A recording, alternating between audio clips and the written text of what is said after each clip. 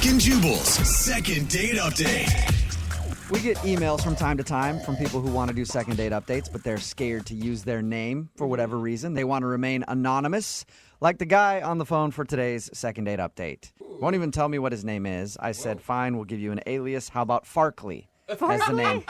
And he said no. He said he didn't like the name Farkley. Yeah, because he sounds like a golden retriever. But we can call him Dennis. So, quote, Dennis is on the phone, end quote. What's up, Dennis?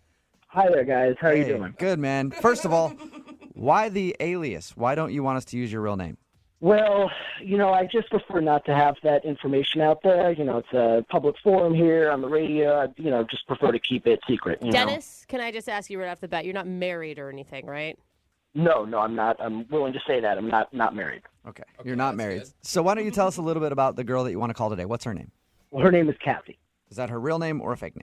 I'd prefer not to say. That's the name I'm giving you. Well, I'm going to have to call her, so I'm hoping that's her real name. She's like, Kathy's not here right now. I don't know how to help you. Well, fair. She'll respond to Kathy. Okay, so okay. All right. Where did you meet Kathy? Or can we know that? I met her where she works. Okay, and where does she work? It's a store in like downtown area. Okay, and do you work at said store as well, Dennis? I would rather not say.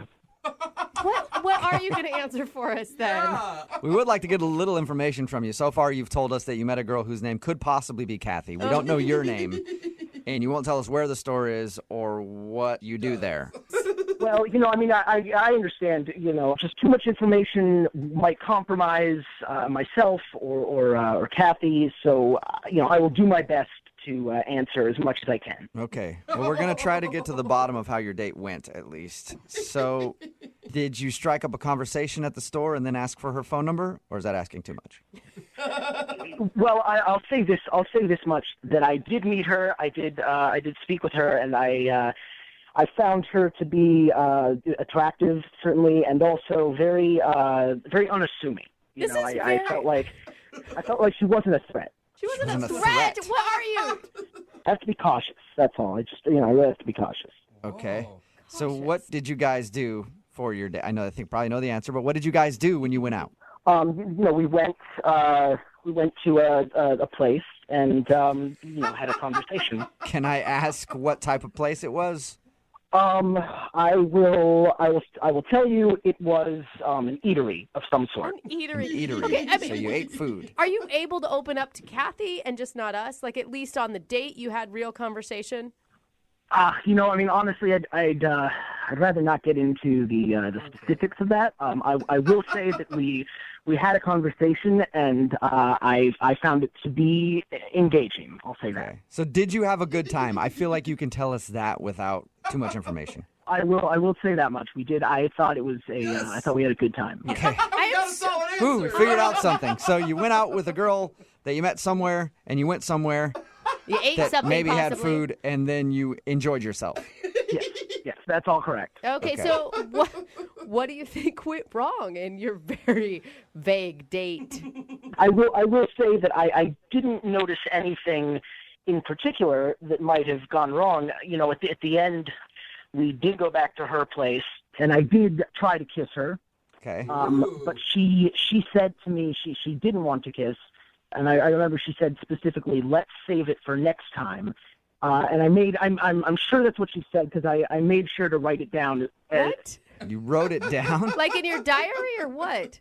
Well, I wrote it down when I got back to my car. I had a notepad in my car. I wrote it down. Okay. That so is she said, weird. "Let's save the kiss for next time," meaning she probably was hoping for another date with you. Yeah. Well, that's what I thought. Yes. Why are you writing down what people say? Well, it's a good tool for remembering conversations. You never know when you're going to have to recall what happened. I try to keep a good record. Right. You never know when you're going to be calling into a radio station to do a second date update, but not giving them any information other than what the girl said to you at the end of the date. I'm sorry, guys. I know it sounds ridiculous that I can't say very much, but look, I listen to you guys faithfully every day. I know you guys are very funny and find you very helpful. And, I was hoping, granted, I know I'm cautious, but I'm hoping you can help because, honestly, you're basically the only ones that we can trust. We meaning That is. like the royal we, like you are calling yourself we, or you and her?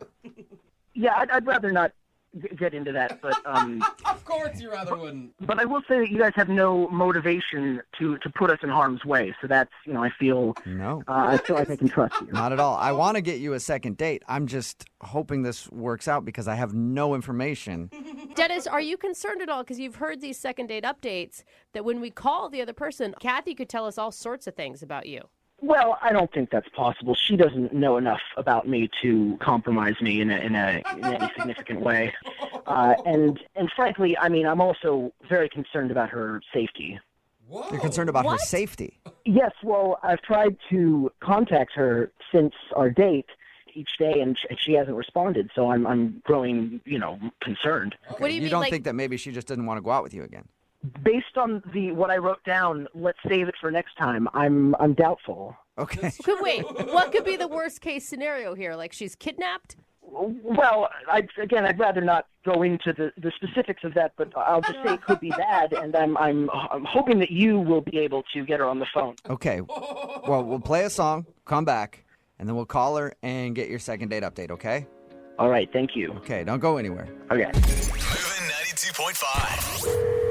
Brooke and Jubal in the mornings. Second date update. If you missed the first part of today's second date update, it's one that's shrouded in mystery. Dennis is on the phone. That's not even his real name. He asked to go by a different name because he doesn't want his real identity out there.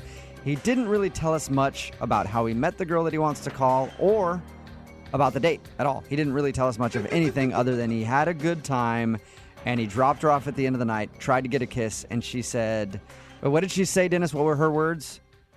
She said, let's save it for next time. Let's save it for next time, which means that she was probably planning on another date, but now she hasn't called him back, and he's wondering why. And we're going to get her on the phone, and hopefully maybe she'll give us a little more information about your date. Let's hope. Dennis?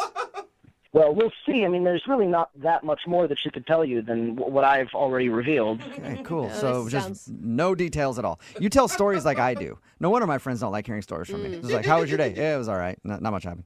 That's it. Okay, well, I'm going to dial her number and see if we can get her on the phone and find out what happened, okay? Okay, thanks very much, guys. I really appreciate this, and I hope you're able to get her. Yeah, let's see. All right, I'm going to dial her number right now.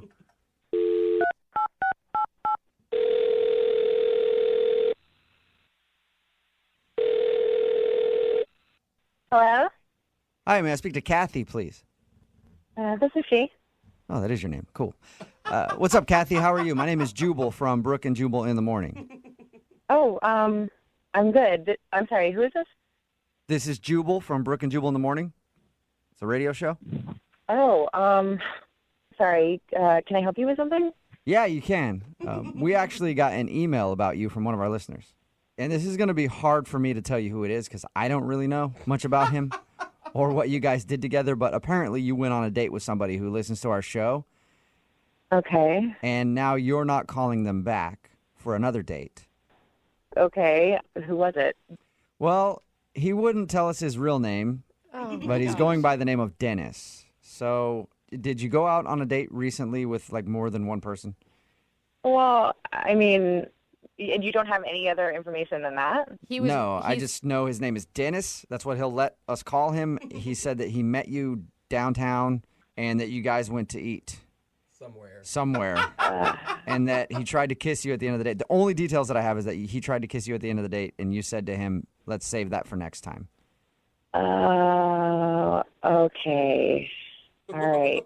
So you're talking about... I knew you would give too much information right off the top.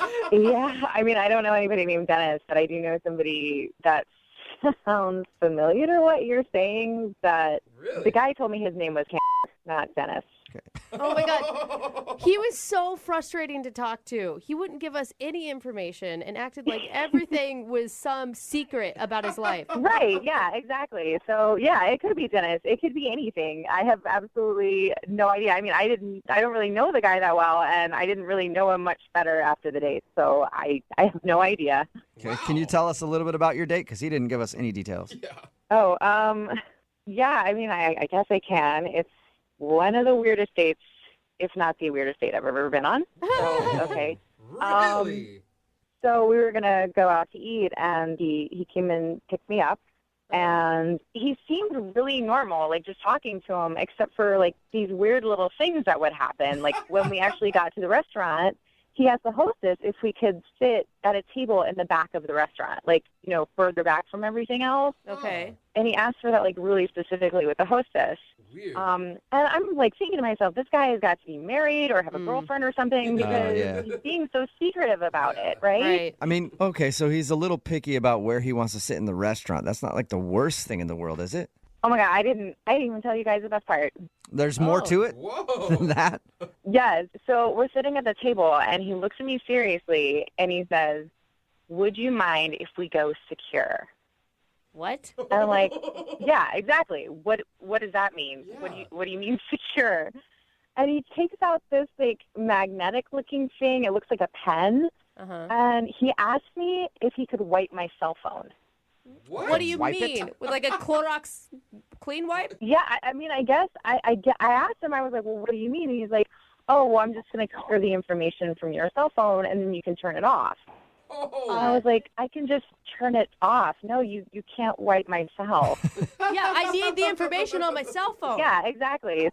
So, you know, I asked him, I was like, you know, "What's your deal? Are you married? Do you have a girlfriend? Is there some reason that you're being so secretive about this?" You know, and he started laughing really loud, like uncomfortably loud in the restaurant. And people were staring at us. And he's like, "No, of course not. It's just the line of work that I'm in."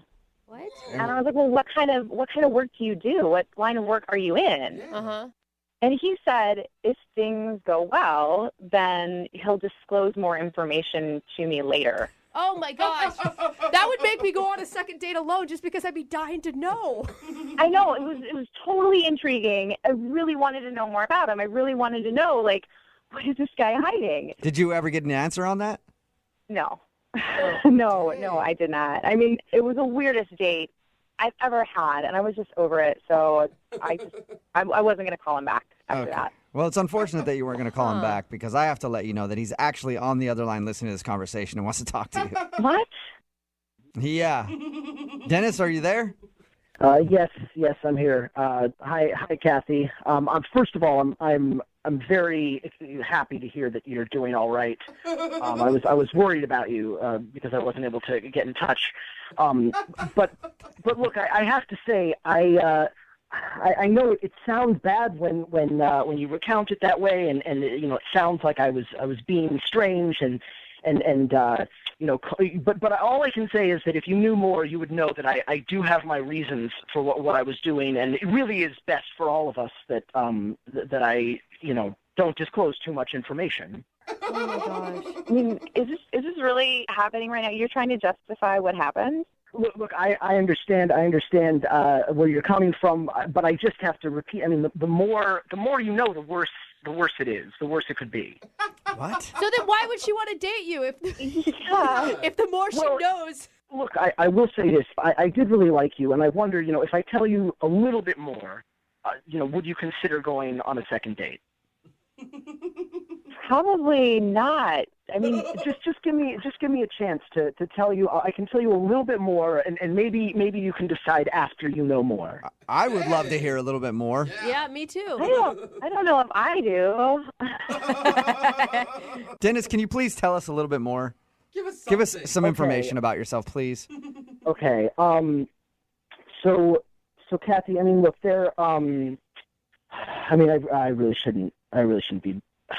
I mean, look, so there are certain government agencies that, you know, are involved in covert operations.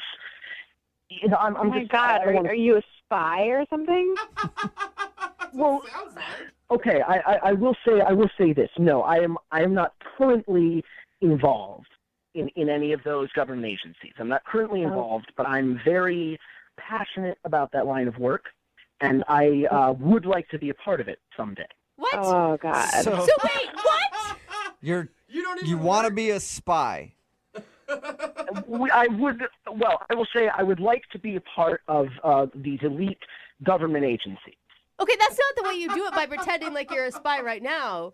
You like, I don't know, join the armed forces and go through training and Yeah. maybe go to college. What? Why do I have a feeling? Why do I have a feeling he's living in his mom's basement? Yeah, or He's like some something. internet hacker. I've done a lot of research, and it involves a good deal of self-control and a certain style of, of living. And I'm just sort of preparing myself for that now to make sure that I'm ready.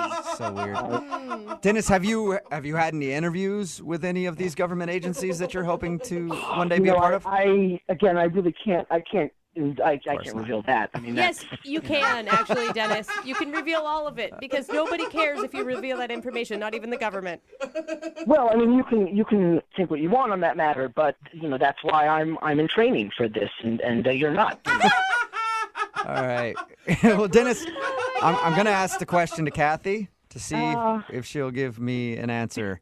Kathy, would you be interested in going out with Dennis again, a second date with a spy in training? Spy in Maybe training. you can learn a little bit more about him. We'll pay for a second date. No, that's okay. I think so. Oh, but think about how you could brag to your friends about how you're dating a pretend spy. Yeah, I hear you guys laughing, and I understand. You might not understand what I'm dealing with, but I am confident that someday I'm going to have the job that I want. And Kathy, I'm glad to hear that you're okay, first of all. But I also, I'm disappointed that you don't want to do another date, but that it is part of the life that I've accepted. Part of the job. What you sign up for when your name is maybe Dennis and you're taking girls out on dates. It's not very easy, is it? It's true. It is a hard life, but I've chosen to accept it. Doesn't even get it. Brooke and Jubal in the morning.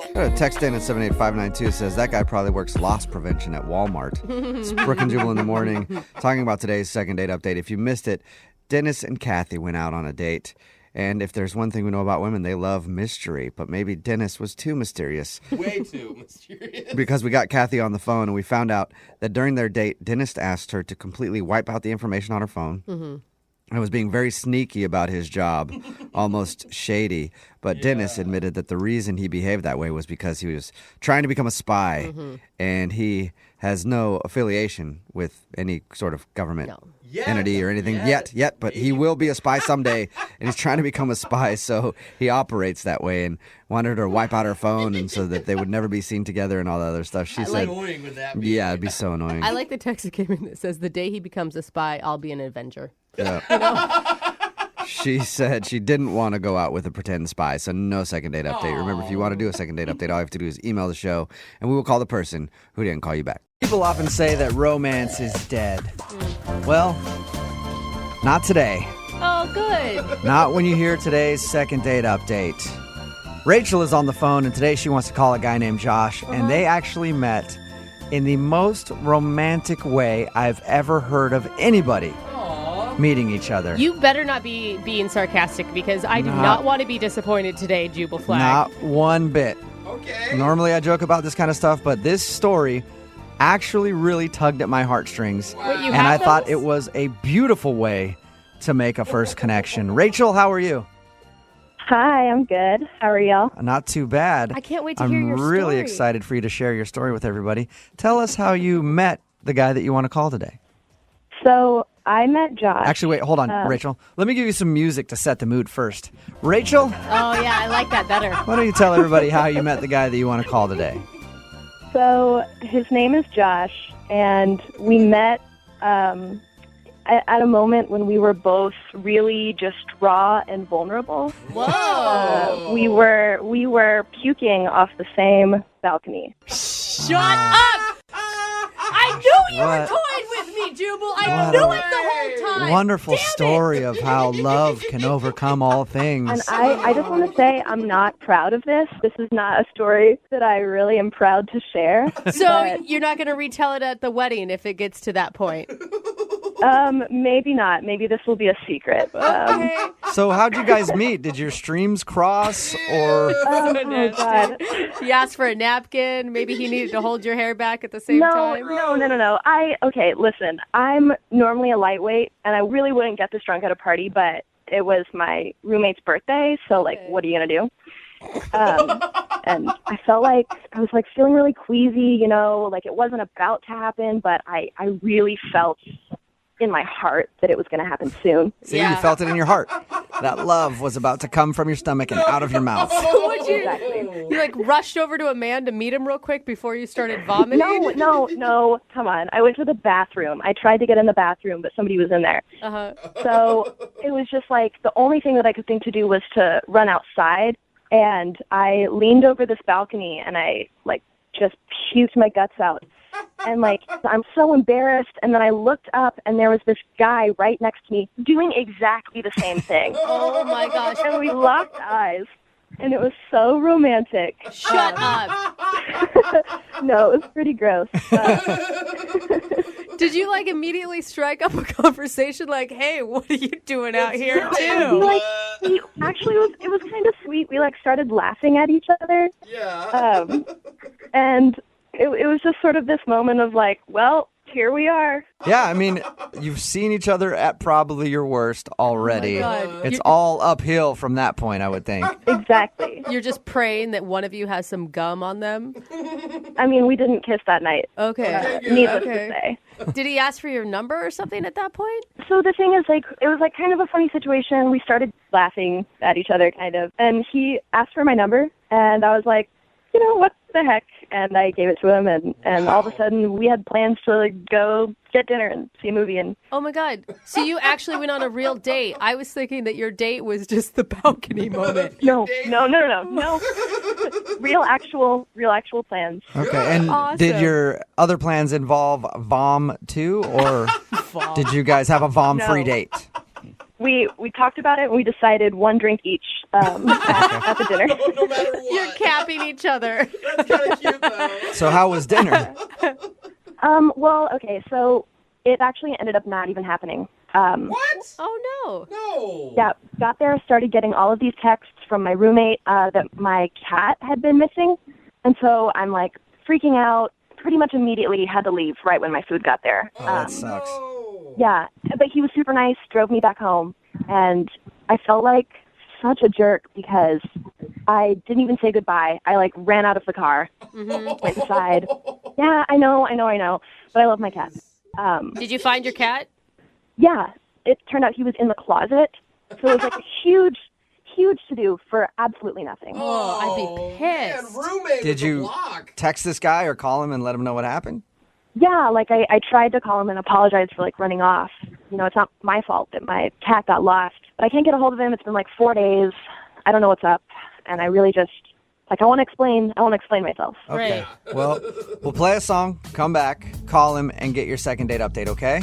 That sounds great. I mean, he just seemed like a really cool guy. I don't really want this opportunity to pass me by. All right, we'll do it right after this. Hang on. Moving 92.5. Brooke and Jubal in the mornings. Second date update. Hey, Rachel, I really don't know why you're not getting a call back. Your dating experience had all of the key elements that it takes to be successful in love.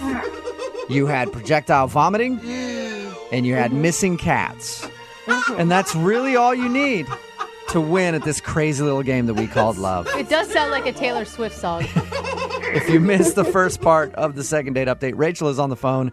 She wants to call a dude named Josh. They met at a house party when both of them were vomiting on a balcony. They struck up a conversation after and agreed to go out on a date. They didn't really finish the date, though, because when they met up for dinner, at the beginning of it, she started getting text messages from her roommate saying that her cat was lost. So she stopped the date. He drove her home. She ran out of the car, and she hasn't heard from him since. So we're about to call him and find out what could have possibly gone wrong in that whole thing. Oh, detective work. And it seems like if a guy's cool with the vomit part, you think he'd be cool with the freak out on the cat issue. Right? Yeah. So, I mean, I don't think you could have done anything worse than what you started with. That's why this whole thing just doesn't make any sense to me. I really appreciate you guys calling him for me. No problem. All right, I'm going to dial his phone number right now. Here we go.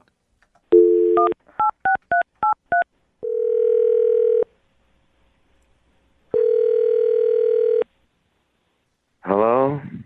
Oh my gosh. Hi, I was looking for Josh. Yeah, I'm Josh. Hey, Josh, how you doing? I'm fine. Who's this? This is Jubal from Brooke and Jubal in the morning. It's a radio show.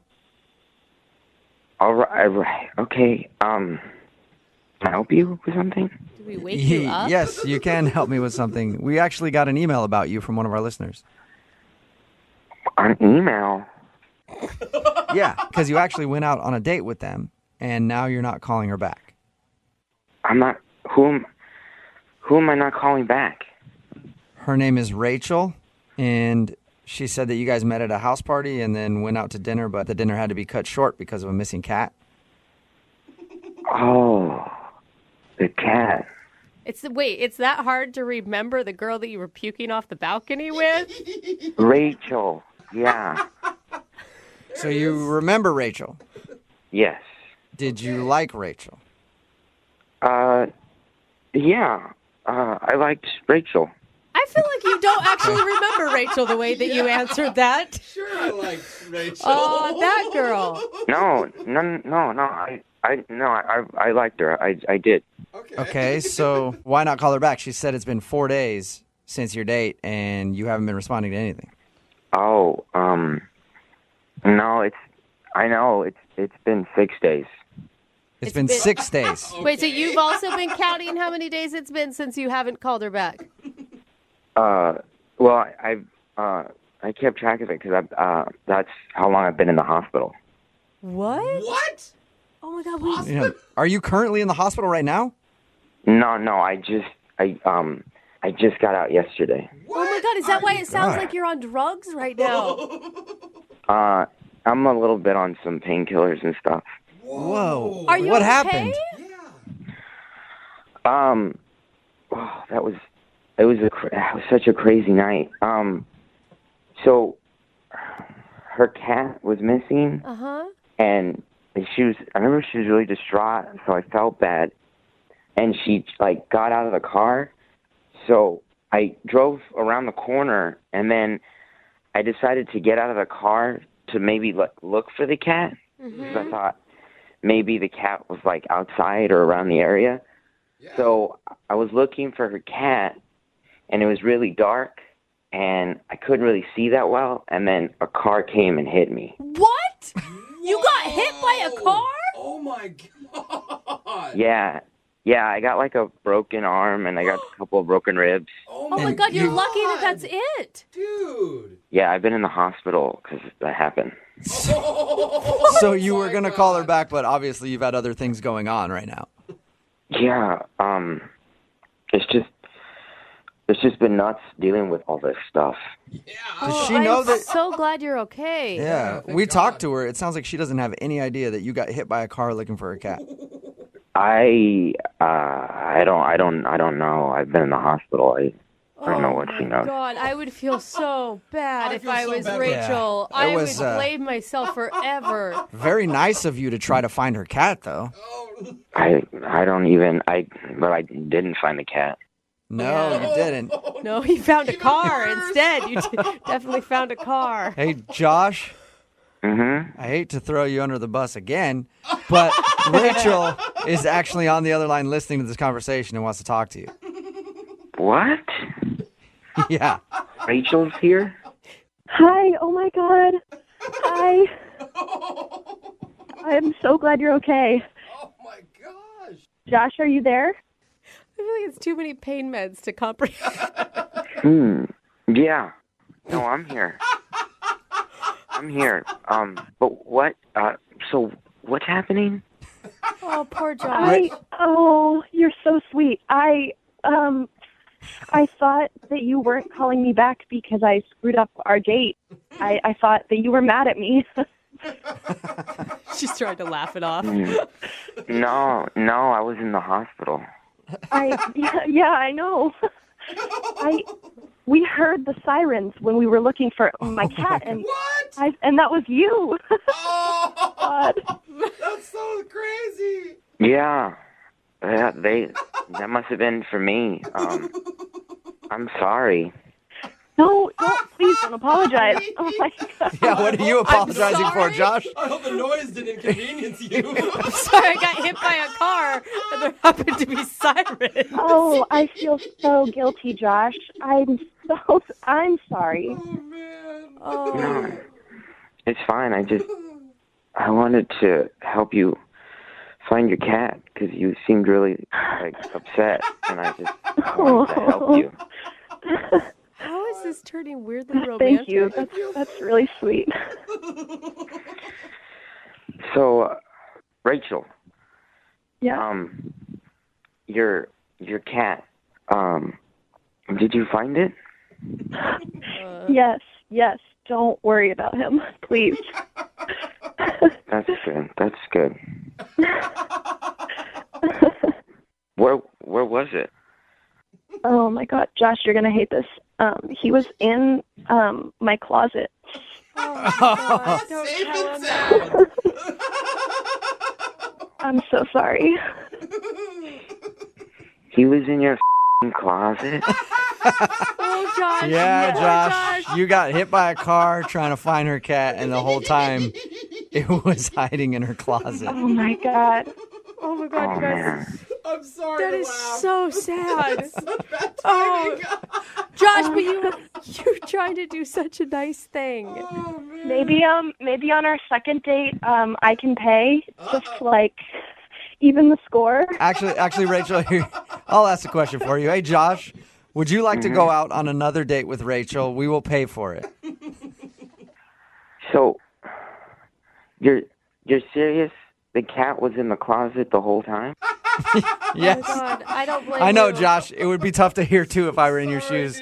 Dude, that's all he's going to be thinking about. But would you like another date with Rachel? She'd love to see you again.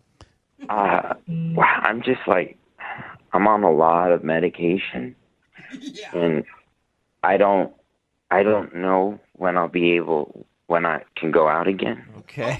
Oh my gosh, Rachel. I can come and visit you, and I'll bring you dinner because I think it's the least I can do, honestly. Hey, Yeah, that's close to paying for his Yeah. medical bills. How about it, Josh? Will you let Rachel come over and bring you dinner, and you guys can have another date? safer. That'd be nice. All right. Well, congratulations, Josh and Rachel. You guys got another date. All it took Oh, wow. was Josh being hit by a car. A couple broken bones. Yeah. Thank you guys so much for getting in touch with him. I completely misread all of this. Yeah. I never would have known. And you know what? I think we all learned something here because, Rachel, I started this off by saying, since you two met puking and then you had the missing cat, I said that was the recipe for true love. I think we found what the recipe is. The recipe for true love is projectile vomiting together, a missing cat, and then getting hit by a car. Wow. And that's what true love is. That's all you need in order to have a healthy relationship. Congratulations, Rachel. Thank you. Thank you. And Josh, rest up, man, okay? Yeah, I just in the closet the whole time. Yeah. Brooke and Jubal in the morning. Just got a text in at 78592 says, if those two go out again, somebody's going to die. Stop them. It's Brooke and Jubal in the morning. If you missed today's second date update, this my girl, gosh. Rachel, wanted to call a guy named Josh. They met at a party because both of them were puking on the balcony together. Kind of an awkward way to meet. Then they went out, and in the middle of their date, like right as it started, her roommate texted her and said, your cat's gone missing. So she had to end the date to go home and look for her cat. And then she hadn't heard from Josh after that at all. It turns out that Josh dropped her off and saw that she was concerned about the cat, so he pulled around the block and went to go help look for the cat. Be a nice 'Cause he guy. probably want to be a nice guy and not be creepy and be like, I'll help you, I'll stay with you, I'll help you. Yeah. Because they just met each other. And he ended up getting hit by a car.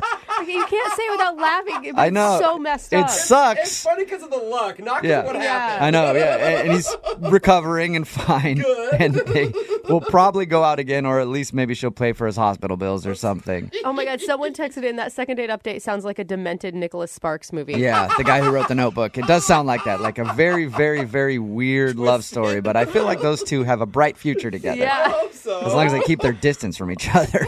Remember, if you want to do a second date update, all you have to do is email the show and we will call the person who didn't call you back. Guy on the phone for a second date update today had a very awkward ending to his first date. He thought he was about to seal the deal, driving the girl back to his place, and then she said, nope, turn around, take me back to my car so I can go home. Oh, what? How horrible is that? We'll get into that in a second. I'll have him tell us all about that. But Dane is on the phone, and he wants to call a girl named Hillary today. Dane, how are you? I'm all right. How are you guys? I would not be all right if I were you. I'd be a very sad, broken man after reading your email. Well, I'm getting over it. I've had a little bit of time to heal, I guess. Good to hear. Oh, I'm good sure to hear. it was so hurtful. Good to hear. All right, before we get into all that, just first of all, tell me a little bit about the girl that you want us to call today. Where'd you meet her? Well, we actually met off of Tinder.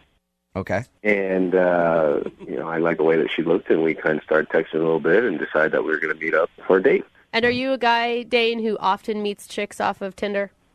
Yeah, well, I suppose. I mean, it's 2015. I mean, That's where everybody meets these days, isn't Yeah, it? man. the technology is there, so why not use Why not it? take advantage of it? I agree with you on that one. So what did you guys do when you decided to meet up? We met up at a restaurant by the mall. Uh-huh. We went to kitchen, and it was actually pretty The meal or the time spent with her? No, the meal was The time spent with her was cool. The drinks were good, and the conversation was good. So did you purposely bring her to a restaurant that you really don't like? I didn't know it was going to be that bad. It's been a while since I've eaten there, and I was hoping that they had fixed their problems. Suddenly the second date update has turned into a Yelp review. Yeah. All right. So you didn't enjoy the food much, but you enjoyed her company, and dinner went well? Yeah, I enjoyed her company. Dinner went well. She was just as hot as she was in her pictures, so that was no disappointment. And was your goal here the entire time to hook up with this girl because you met on Tinder and you just wanted, or are you looking for, to actually date someone? Well, I mean, isn't that everyone's goal eventually is to hook up with somebody? Some people want to have a relationship with a person. Other people just want to have one night. Well, I mean, I live by kind of the mantra kind of that, you can't go in expecting too much. Yeah. So if something came out of it, great. But you go with the flow. You hook up, never talk to her again. That's cool. You hook up and then have a relationship with her. That's cool too. Right. But this chick was really cool, and I'm just kind of at a loss. That she hasn't called me or returned any of my text messages or phone calls. Well, the big thing that I picked up from your email was the car ride back to your place. Tell me a little bit about that. Oh, okay. Well, here's what happened. After dinner, we went to go see a movie, and it was a pretty good movie. During the movie, she kind of leaned her head on my shoulder, and I was like, okay, this is nice. So I figured, it's go time. What? It's go time because she put her head on your shoulder. Did she also make eye contact once and you knew? No, it's like... I hope that you tried to, see if she was actually interested. It was just head on the shoulder, and then all of a sudden you're unzipping your pants. No, it's not like I did the old hole in the popcorn bucket trick, So that's go time for you, huh? I just thought she was getting comfy with me, so I just figured, let's get out of here. So you figured, let's get out of here? Yeah, it was towards the end of the movie, so, How do you do that, Dane? Well, she didn't not go. She put her head on your shoulder, and you just turned to her like, yeah, I know what that means. Get out of here. That is impressive, Dane. Are you sure that she understood your intentions? I mean, what would you have thought? That I wanted to go have coffee? Yeah. Possibly. Honestly, I think head on her shoulder is so innocent. Hand on a thigh maybe indicates a little bit more. Head on her shoulder. Well, do you remember? I did meet this girl on Tinder. Yeah. Oh, so Tinder's pretty much a hookup app. So if you go out on a Tinder date gosh. and somebody says, let's get out of here, usually means go back to my place. Yeah, right. And on her Tinder profile, it's not like, some people on Tinder, they say, I'm not here for hookups, swipe left. And she didn't have that. Okay. Oh, so obviously she's into it. Regardless, she agreed to go in your car with you wherever you were going when you said, let's get out of here. That says a lot to me. And she had her own car. Yeah. Okay, so what happened in the car ride then? We were just kind of chit-chatting about halfway over to my house. She gave me the old, I shouldn't do this routine. Okay. And she asked if I would drive her back to her car. And so I said, are you sure? And, she was, I guess. And, I'm not a creep, so I took her back over to the mall where her car was. That's way less than what I would have done. Are you sure? I would have actually pulled the car over, got on my hands and knees and begged, please, we're almost there. So we're almost to my house. Please come back with me. Well, maybe that's how I felt inside, but I didn't want to actually say that or do that. But all right, so you took her back to her car and dropped her off. Did you guys kiss or anything? no, and that was kind of weird too. Actually, Yeah. I dropped her off and I asked her if I did something wrong, and she just said, it was a first date, and We should probably take things slow.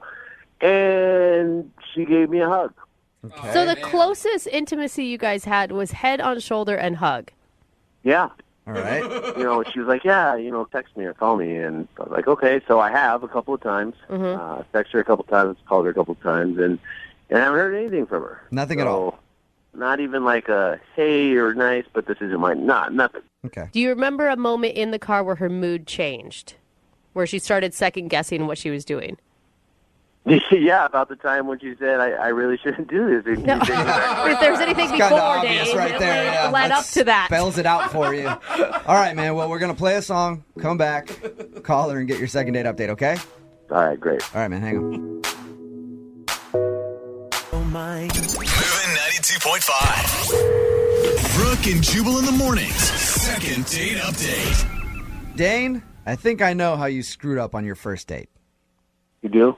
I do. I think you gave your date too much time to think about her bad decision. No. That's what I think happened.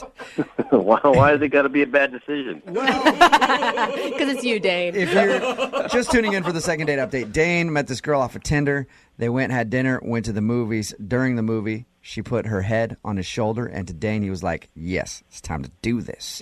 So he said, let's get out of here. And they were driving back to his place, but like halfway there, she stopped and said, nope, I'm not down. Take me back to my car. Dane, being the gentleman that he is, took her back to the car and dropped her off and hasn't heard from her since. But what I'm saying is you gave her too much time. When she put her head on your shoulder, instantly, pants should have come off. Should have done it right there in the movie theater. You got to, when opportunity knocks, you got to answer the call. Don't give it too much time for her to think about it. I think that's... Well, I don't want to get arrested. Yeah. Hey, it's worth it. Trust me. It's worth it. All right. And are you looking for another date with this girl, or are you looking to finish what got stopped in the middle of the drive? Yes. Yeah, Both. exactly. Okay. Either one. Good answer. Yeah. You're asking some very obvious questions to this guy. He just wants to get a All right. piece, and then if it turns into more. Simple. I need to be more simple. Yes, you do. Here we go, Dane. I'm about to call it right now and get your second date update.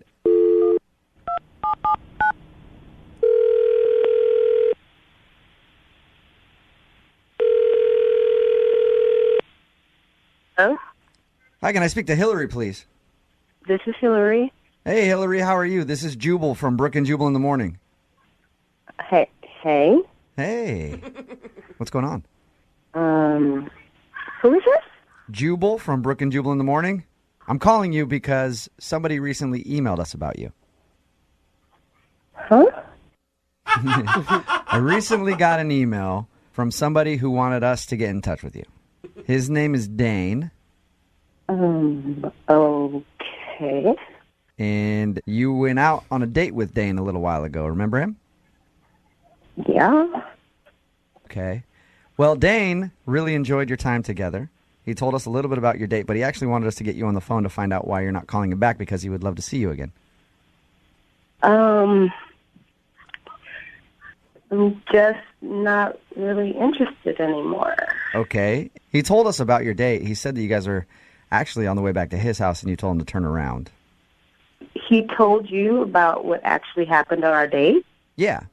Yeah, because we weren't going to call you out of the blue without knowing what he thought of the date. So we talked to him a little bit about it. And he said he had a great time. You went to dinner and a movie. And then he was hoping for more. And then you asked him to turn around and take you back to your car. Well, yeah, that kind of happened. Did he say something to you to make you have a change of heart? Well, you really shouldn't ask somebody on their first date what their favorite type of condoms are. That was honestly a question he asked you?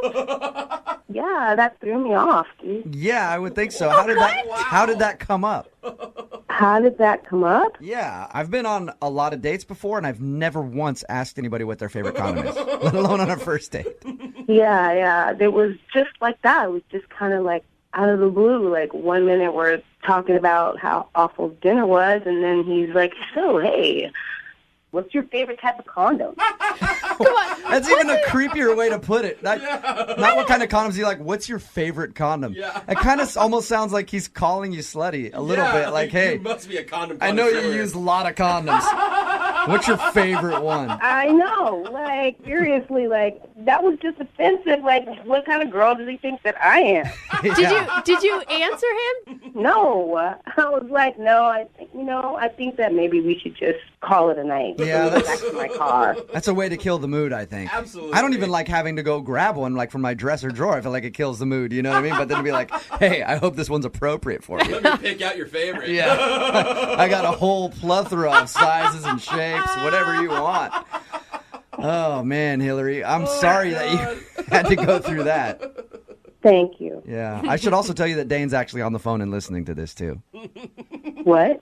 Yeah, he's actually on the other line. Hi, Hillary. Oh.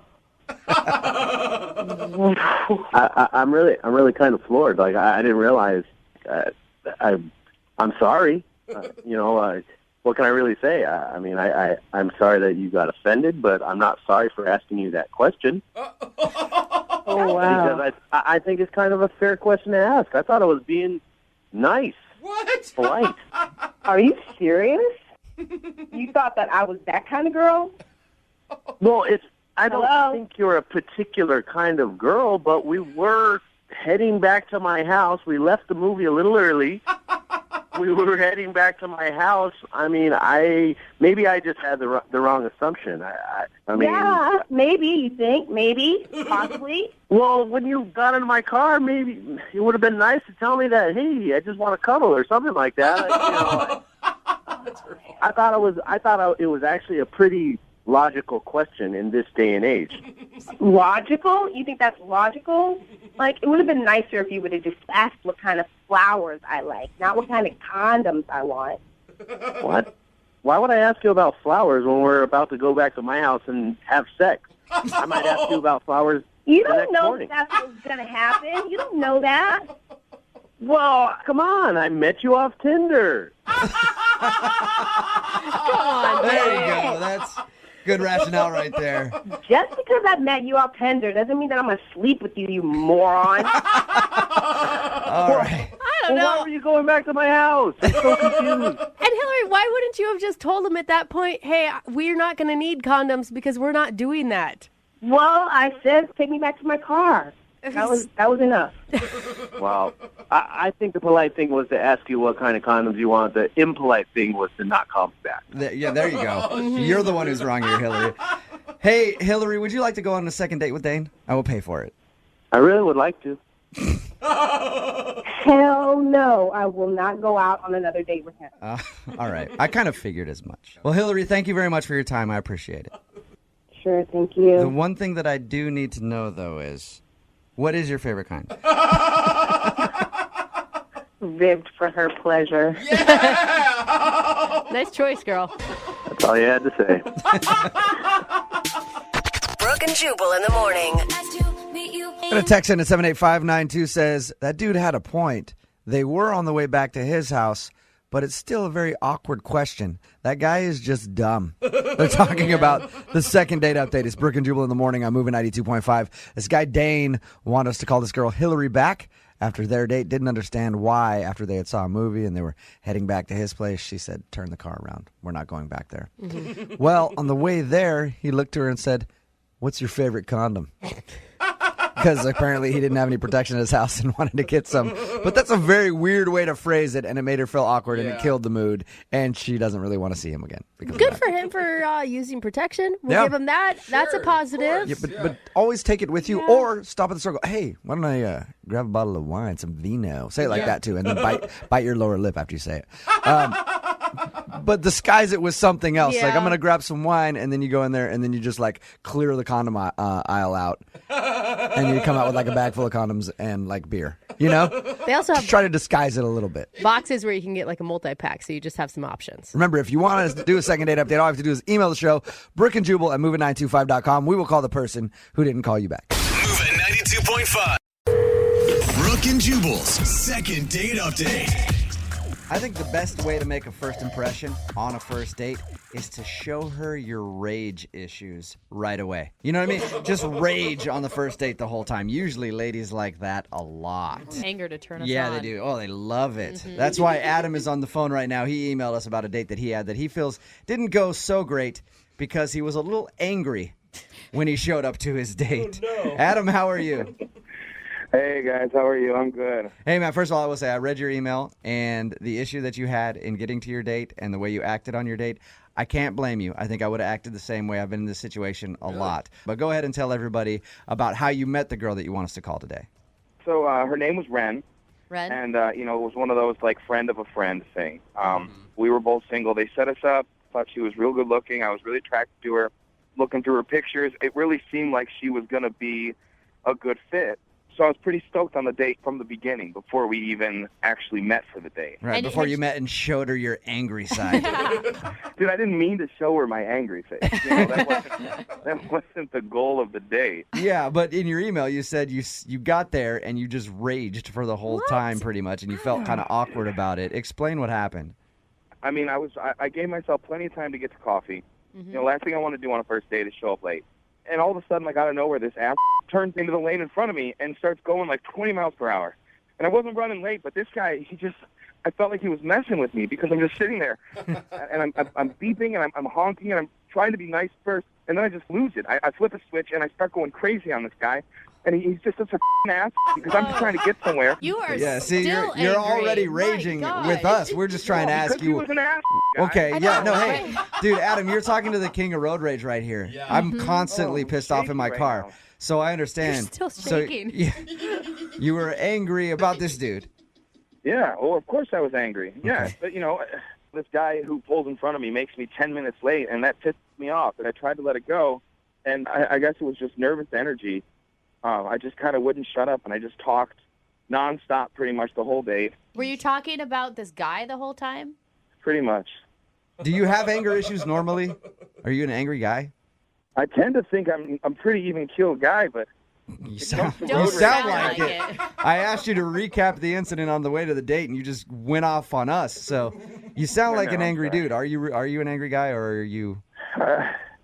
I'm not normally, really an angry guy. I think it was just the nervous energy of going to the date, and I think it's a mix of both of those things. I just kind of, had a tough time. Did you explain to her that you were upset at a guy that you? I did. I think it just came off angry. Yeah, I can see how that happened. Did she comment about your anger? Did she say like, "Whoa, you're still pretty upset about this"? Not really. I mean, she was pretty quiet about it. She was really quiet. Probably quiet because she was scared for her life. People get that way. That's where I felt real bad with. I just kind of just talked nonstop for 45 minutes. Did she get a word in edgewise?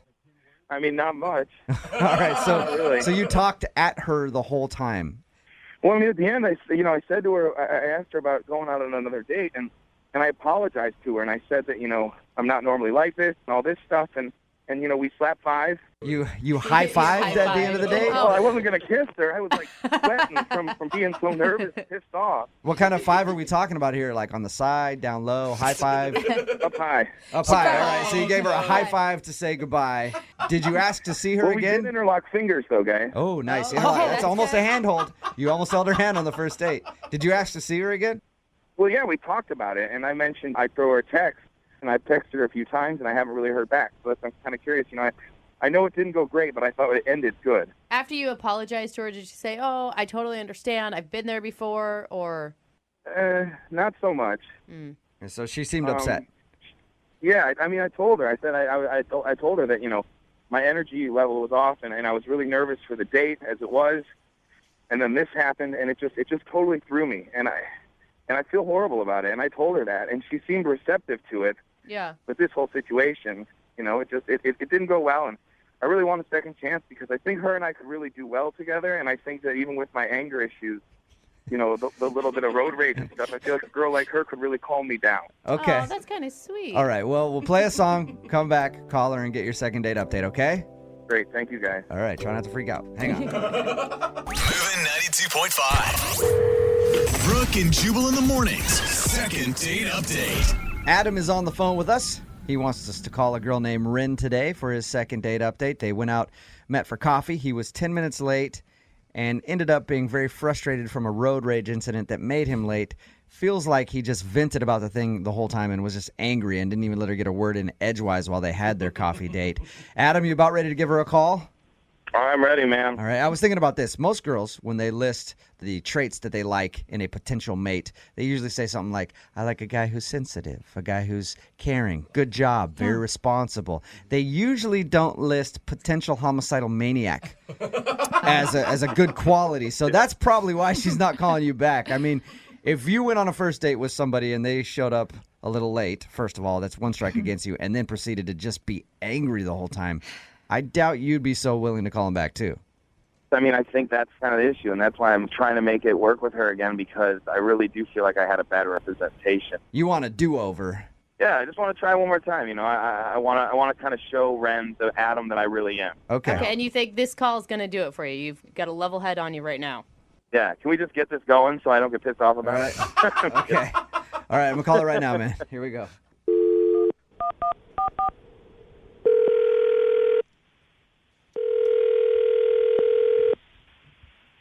Hello, Hi, can I speak to Ren, please? this is she. Hey, Ren, how are you? This is Jubal from Brooke and Jubal in the Morning, the radio program. I'm sorry, I think you have the wrong number. No, I'm pretty sure I have the right number, Ren. There's not a whole lot of Rens, and I was given your number by a guy named Adam to call you today. What? Yeah. Adam is a listener to our show, and he says he recently went out on a date with you, but you're not calling him back. And he asked us to see if we could get you on the phone and ask why. How do you know him? He listens to our radio show. Adam wanted us to call you to ask if he did something wrong on your date, or there's a particular reason that you don't want to see him again. I don't even really know how to respond to this. I know Did it's he talk to you about this? He did. He told us that you went out for coffee, and he said that he was a little late, and he actually feels bad because he thinks that he may have been a little upset from a traffic incident, and he wasn't very attentive to you on your date. Oh my God. Oh my God. Is that a pretty accurate description? Yeah, I would say so. I get this is what you guys do, so I don't mean to be disrespectful at all. I'm just kind of like, No, oh my God. it's fine. I appreciate you taking the time out to talk to us. We just want to pass along a message to Adam and give him your perspective on the first date. Yeah, I can talk about that. My experience with Adam was very limited, and I'm not a very confrontational person. Mm-hmm. And he was very, very angry, and I think that the first 10 minutes of the time that we very, very first were introduced to each other, it was really just all about this driving experience he had being so frustrated with this other person. Was he like cussing and stuff when he was explaining it to you? Yeah, I mean, it's not like it was so over the top that I would have need to have left, because I would have done that if it was really, really that bad. If he was. That's what I was out going to of ask you, control. Ren. I was going to ask you if at any point you were scared for your life. No, I wouldn't say that. It really wasn't like that, but it was pretty intense. Even when he finally went to go get us some coffee, which he did, finally pull himself up to be like, okay, I'm going to go get us some coffee. But Pulls himself together. even in that moment when he goes to order the coffee, I can hear him from all the way at the other end of the shop, and he's ordering, and he just sounds aggressive. So was he like yelling at the barista and stuff like that? I'm picturing him just tearing up this Starbucks or wherever you're at. No, it really wasn't like that. It wasn't like he was unkind toward the people around him necessarily. It's just the manner in which he was dealing with things. It was just like pent up. You know, when somebody's really upset about something, and even though they are doing something normal, it's in an abnormal way. Mm-hmm. And here's the other thing that was tough. It was manifesting in like sweat. Oh. He was so mad that he was sweating? Well, I don't know if he just sweats, if that's a thing, independent of what was going on, but it seemed like it was fueled, or at least like made a lot worse by his emotional space. Ren, it's called hyperhidrosis. It's because people who can't control their sweat glands. Okay, they sweat a ton. Maybe he has that. How do you know this? So you don't want to see him again because he's an angry, sweaty mess. It's not just that he was sweating a lot and being angry. He was sweating profusely, like the palms of his hands. There was sweat dripping Was it- down him and then collecting like under. I'm trying to think of the right way to say this. Like, man boobs, you know? Oh gosh. He sweated out his whole shirt. Like dark, just covered in sweat. Oh, man. Pit stains, boob stains. Yeah, that's bad. If he's pitting out a little bit, that's kind of like, whoa, man, you sweat a lot. But if he actually, his whole shirt was sweated out. I don't think that's being. That's what I was concerned about, because I know that when I'm upset, like, I'll sweat a little bit, and that's normal, but it was, whoa, it was so much. I'd be curious to find out if it's an issue or if it's just his anger that makes him sweat like that. Aren't you curious to at least know? Honestly, maybe he's a really great person that just had a really bad day, but I just don't want to deal with it. Okay. I really don't. That's cool. Thank you for giving us an answer. I appreciate it. Mm-hmm. But I Yeah. really need to find out about this sweat, and that's why I'm glad you're still on the phone, because Adam is also on the phone and heard everything you just said. Oh, my God, are you kidding me? No, I'm not. I'm sorry. Hi, Ren. Oh, my God. First of all, I'm really, really sorry. Look, this is really, I'm sorry, and then I'm also, like, annoyed to be put in this situation. But I am sorry if you heard things that I said that are unflattering. Oh my God! You don't need to feel bad, Ren. Pretty much everything you said is true. Oh no! I mean, I can kind of explain the sweating thing, the anger stuff. The sweating thing. Let's start with that. Point one. So, I mean, I threw a hoodie and a coat on, and it ended up not being as cold out as I anticipated. By the time I was all pissed off at this guy in front of me, I started sweating in the car because I was blasting the heat, and I was so pissed off I wasn't thinking about it. The coffee shop had the heat on. I couldn't stop sweating, and I knew I was, and I know that my man boobs were sweating. Yeah, and that was a crappy thing for me to say about man boobs. That was rude. I'm sorry. That was just the first. No, it was I just don't the easiest. care. thing. That's what I think I want you to hear. It's like, I'm not that angry guy. I know I was sweaty. I know I was hot as and I thought if I didn't pay attention to it, you wouldn't mention it. Like, I was so lost in that date, and, like, I didn't know what to do, and I went home and showered right away. I was looking in the mirror, and, like, I literally, like, was mortified by myself because I was really excited about this date, and, like, I never tell friends about going out with anybody, but for some reason, I was kind of stoked on you, and I just crashed and burned, and I kind of do that a lot in life, and I just want you to know that I really am sorry, and as far as you and I are concerned, like, I'd love one more shot, just one more chance to maybe sweat it out with you and Sweat it out. Hey, Ren, Sweet. would you like to go out with Adam again? I will pay for a second date. We can send you guys to a spin class or something where sweat is supposed to be there. And would you maybe give him another shot to see if he's not so flustered this time? He can do a better job. Adam, I'm like, this is awkward, and I just want to say I appreciate you eventually being honest. I think that what I would have preferred is if you could have communicated this to me not on a radio station, because you did contact me and you didn't really ever just come out and say. I totally get it, Ren. I mean, as crazy as I was there, it's probably crazier that I ended up on the radio with you right now. But I tried calling and texting you, and, you never got back to me. And so, like, I felt like this was my last option of how I could get a hold of you. Ren, will you do it? Will you go out with him one more time? Come on, I Ren. promise. We've never had anyone be so sincere. Will you drive, please, just so we're And he's funny. All right, okay, all right, yeah. One more day. Nice. All right. Ren, thank you for your time. Adam, congratulations. You got your second date, man. Thank you, guys. Ren, this is going to be great. I promise you. I'll see you soon. Adam, 2 words before your next date, all right? Gold bond. Okay? Brooke and Jubal in the morning. Text in at 78592 about today's second date update. It just says 4 words, gold bond and Uber. Which could have helped out Adam a lot on his date. Yeah. He wanted to call a girl named Ren. He was a little late for their coffee date. He got into a little road rage incident on the way. And he thought that was the reason why he wasn't getting a call back, because he was just venting about that the whole time. Yeah. It's partly why he wasn't getting a call back, but he was also super sweaty. Yeah. Because he was nervous and upset, and I guess he was just drenched in sweat the whole time. Well, and he dressed wrong. It's hard sometimes, You do the sweatshirt and the coat, and then you realize it's too late. I mean, like, once you start sweating, you can't take any of it off. No, you have to leave it on because now you have pit stains. Yeah, and Totally. now it's like 80 times worse. Yeah. And, like, what a bad day to start already with the rotor incident and then just keep snowballing. Yeah, It's a bad sign. it was a spiral. But That is I definitely. think they're going to recover. I think they're going to be good. Yeah, they decided to go out again still. And he'll just make sure that he wears enough deodorant and maybe takes that texter's advice and gets some Gold Bond and rubs down and everything else to make sure that he doesn't get too sweaty on his next date. I really think he needs to learn how to layer clothing. It's going to help him a lot. It will, definitely. Remember, if you want to do a second date update, all you have to do is email the show, and we will call the person who didn't call you back. Brooke and Jubal's second date update. Everybody knows that the way to a woman's heart is car humor.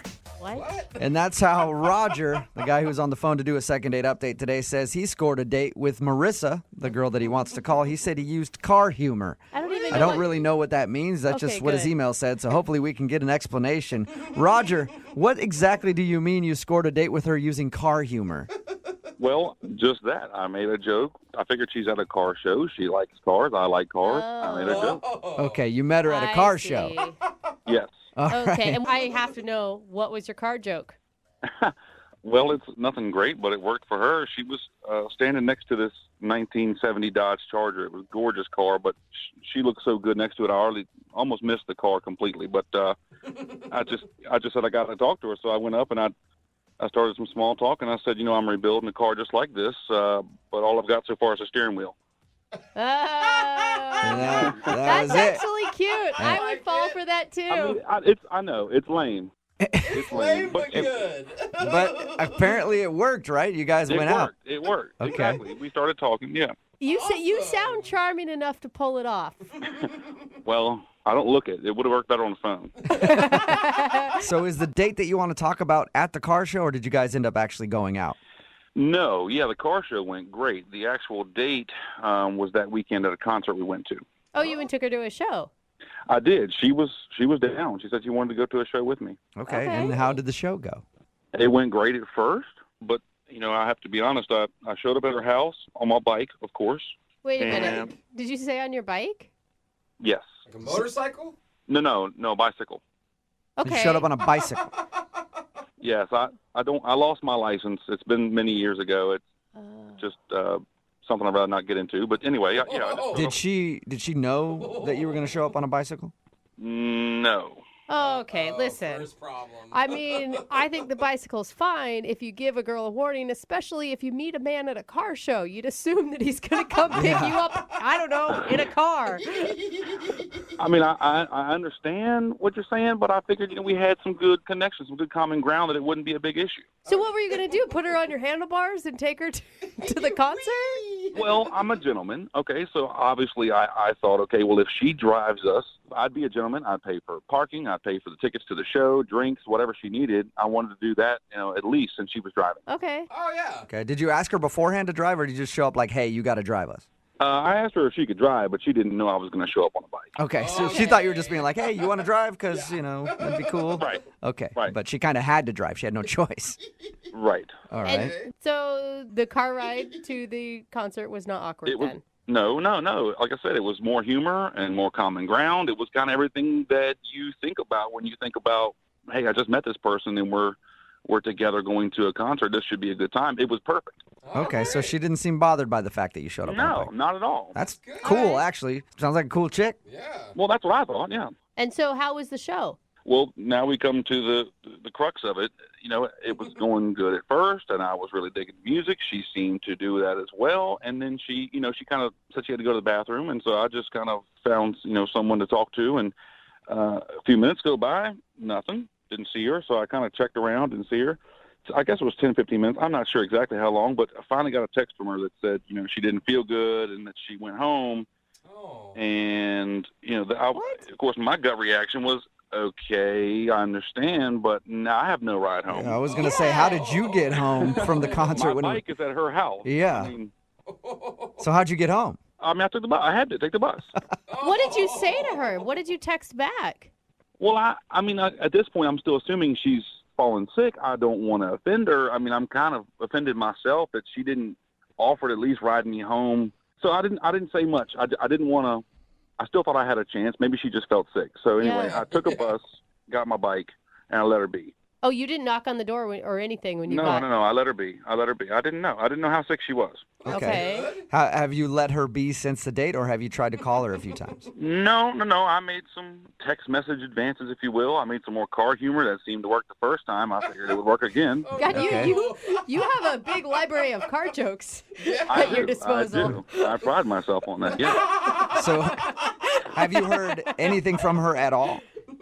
Nothing. Not a zilch. Okay, so she basically ditched you in the middle of your date at the concert and has not talked to you since. Correct. And there was no signs that she was having a bad time with you or that she was trying to escape for some reason. Not at all. No, not at all. Are you mad at all? I'm not mad. I think I would just, I'm an adult. She's an adult. I thought we kind of hit it off. I know that we didn't meet under traditional circumstances, but maybe she could be an adult and say, hey, this is what I don't like about you, or this is why I won't return your calls, instead of being a 4-year-old about it. All right, well, we'll play a song, come back, and find out if she can be an adult and tell us what happened on your date, okay? All right. All right, we'll get your second date update right after this. Thank you. Moving 92.5. Brooke and Jubal in the mornings. Second date update. Hey, Roger. Hey. Hey, before we make the phone call for your second date update, I wanted to first congratulate you on being the first person to do a second date update that has ever showed up for their first date on a bike. I was just thinking about it. We've had people show up on motorcycles before, but nobody actually show up on like a 10-speed bike and then make their date drive them somewhere. Well, thanks very much. It's an honor to be the first. It's an honor to have you on the show. If you're just tuning in, Roger went on a date with a girl named Marissa. They went to a concert. He showed up to her house on a bike because he doesn't have his license, so he made her drive to the concert. But in exchange, he paid for parking, drinks, everything else. Yeah, he paid for it all, but he got ditched in the middle of the concert. She left and said that she felt sick, and he hasn't talked to her since. We're about to call her and find out if something went wrong on that first date. And am I clear? No one in this room believes that she was actually sick. Like everybody thinks it was an excuse. Yeah, it has to be. Yeah, when was this date, by the way? How long ago? This was 2 weeks ago. 2 weeks. Okay, so maybe she got like that weird 2-week flu that's going on, and she hasn't been able to call you. That's what I'm saying. All right, I'm gonna dial her phone number right now. Here we go.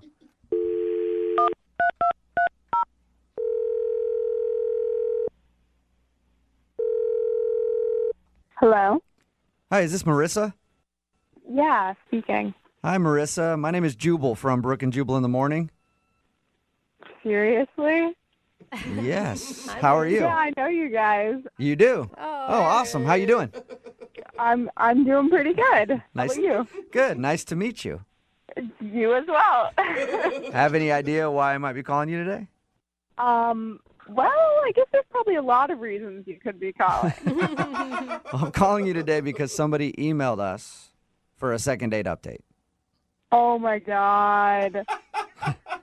Have you heard second date updates before? Oh yeah, totally. I listen to them all the time. Never thought that I would be on it though. Congratulations. How many dates have you been on in the last 2 weeks? 2. 2, okay. And of those 2, was one of them named Roger? Yes. All right. Well, Roger would be the one that emailed us for a second date update. Yep, I bet he did. Oh, really? He told us that you ditched him he said that you said you got sick, but we're all assuming that you ditched him in the middle of a concert. Yeah, was it that subtle? Dude, that's not cool. You were his ride, man. You can't just leave somebody stranded. Yeah. I know, I'm usually a good person, but, this is bad, you guys. I don't know what he told you, but I would love to tell you the true story. Really? Okay, so tell us what happened. So, I don't know if he told you this, but we met at a car show. So, I'm pretty surprised when he shows up to my door on a bicycle. He actually told us that. Yeah. He said that he showed up on a bike and asked you to drive to the concert. Oh, okay, he told you that. What else did he tell you? He told us that, and he told us that you guys went to a concert, and then that you ditched him, pretty soon after you got there. Mm-hmm. So he didn't tell you anything about the car ride to the concert? No, nothing. Are you serious? He didn't say anything about the car ride and what he told me? No, he didn't. He actually said that you guys had a nice conversation on the way there. Yeah. Well, we have very different definitions of a nice conversation. So what happened in the car then? So we're in the car and we're driving, and he was talking about how expensive drinks at the concert were. So he wanted to stop at a liquor store on the way and pick up a 6-pack and have me smuggle it in my purse into the concert. And you weren't down with that? No, I said no. Like, I didn't want to get caught and kicked out of the concert. Yeah. And beyond that, when I told him no, he called me a wet blanket. You do sound a little straight-laced when you're so adamant against smuggling beer in. Well, you just meet someone, and let's be honest, it was not a small venue. Like, I've been there before. They check purses. I knew it wasn't going to work. What's the point? So he insulted you after geez, just trying to save some money on beer, you wet blanket. Yeah, totally. But it's almost like, like I'm driving. I'm trying to go with the flow of the night. We're going to go to a concert, and it's cool. So I'm trying to, be open and brush it off a little bit. Yeah. But then we get into the concert, and, it's about 15 minutes into the show. Things haven't really built up yet. And he tries to pick me up and crowd surf me, hand me off to another person. What? Yeah. No one else is doing this yet. I just met this guy. He doesn't know me. It's not like I was like, do it, Help me. I'm trying to picture this. So he just got behind you and tried to lift you up? And then hand you off?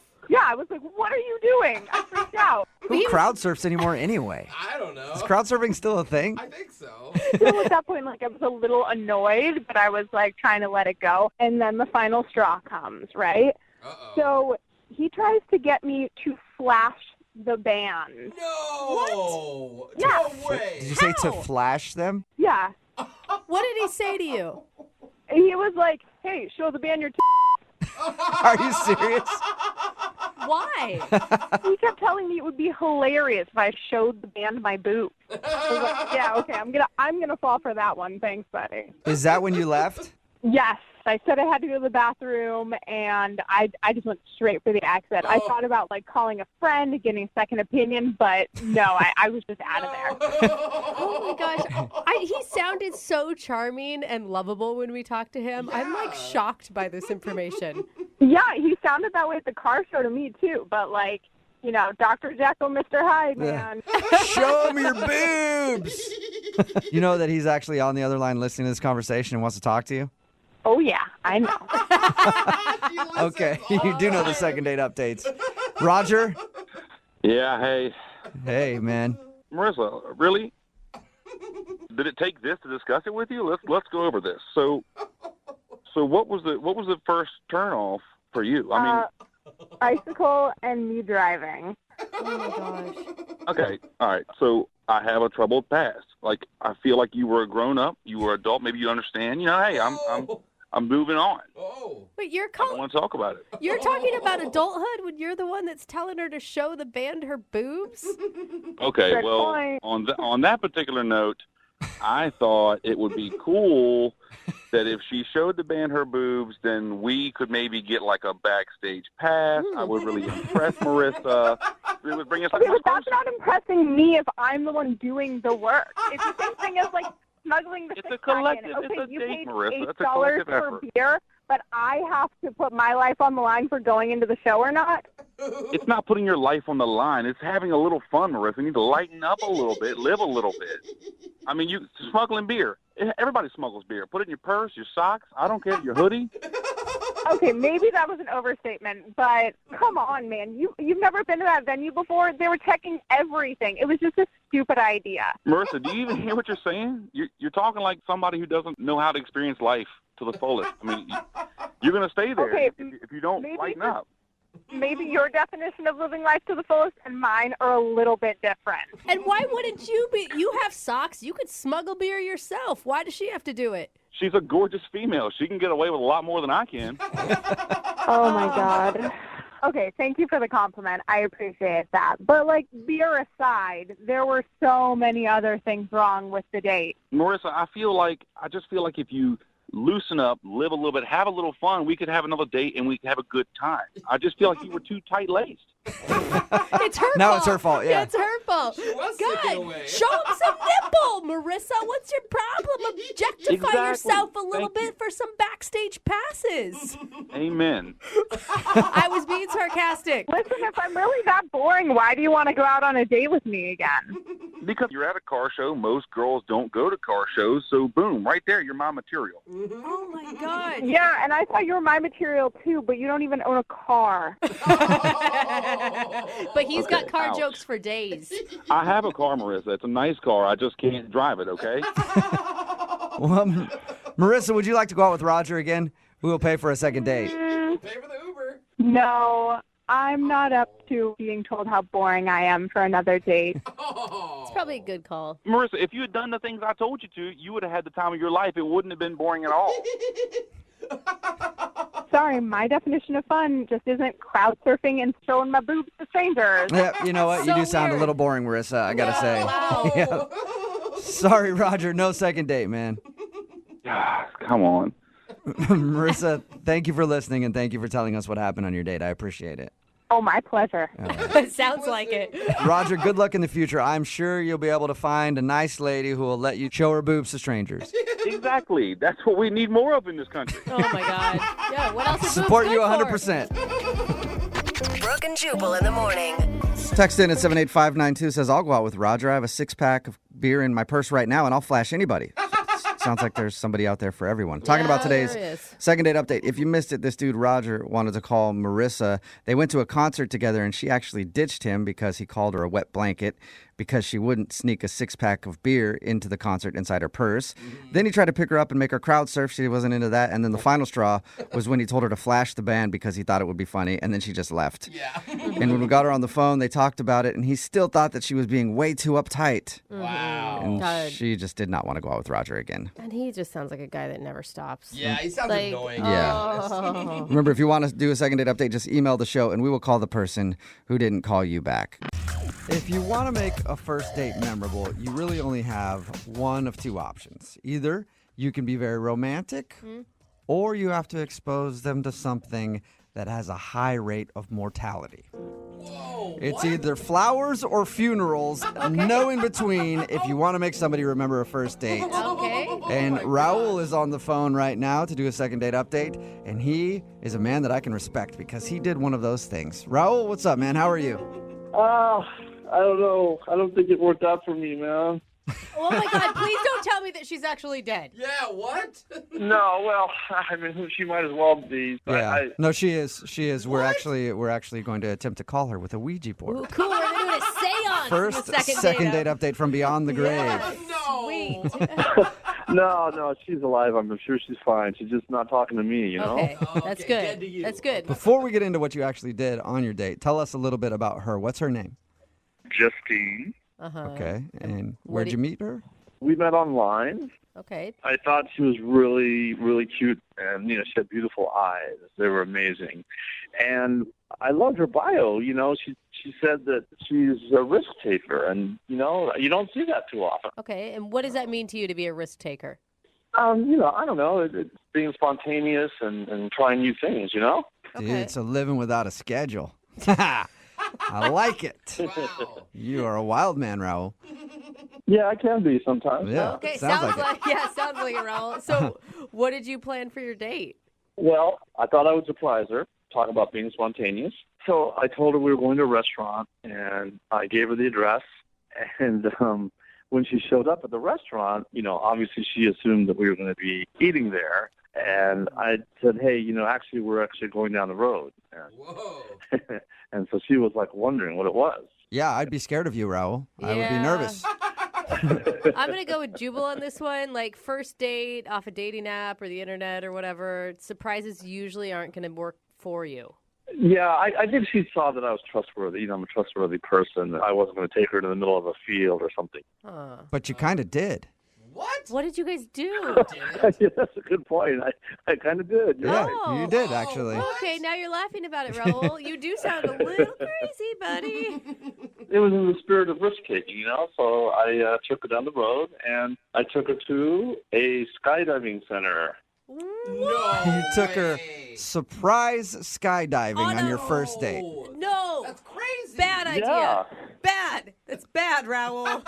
That's like something that people have to think of, or like a bucket list item. It's it's something that you wait your whole life to do if you're going to do it. Yeah, but she was totally into it, you know? She was? Well, you know, we'd been chatting online already about it, and she said that she really wanted to do it. So I thought, why not surprise her with that? Okay. What did she say? What were her words when you're like, ta-da, we're jumping out of an airplane?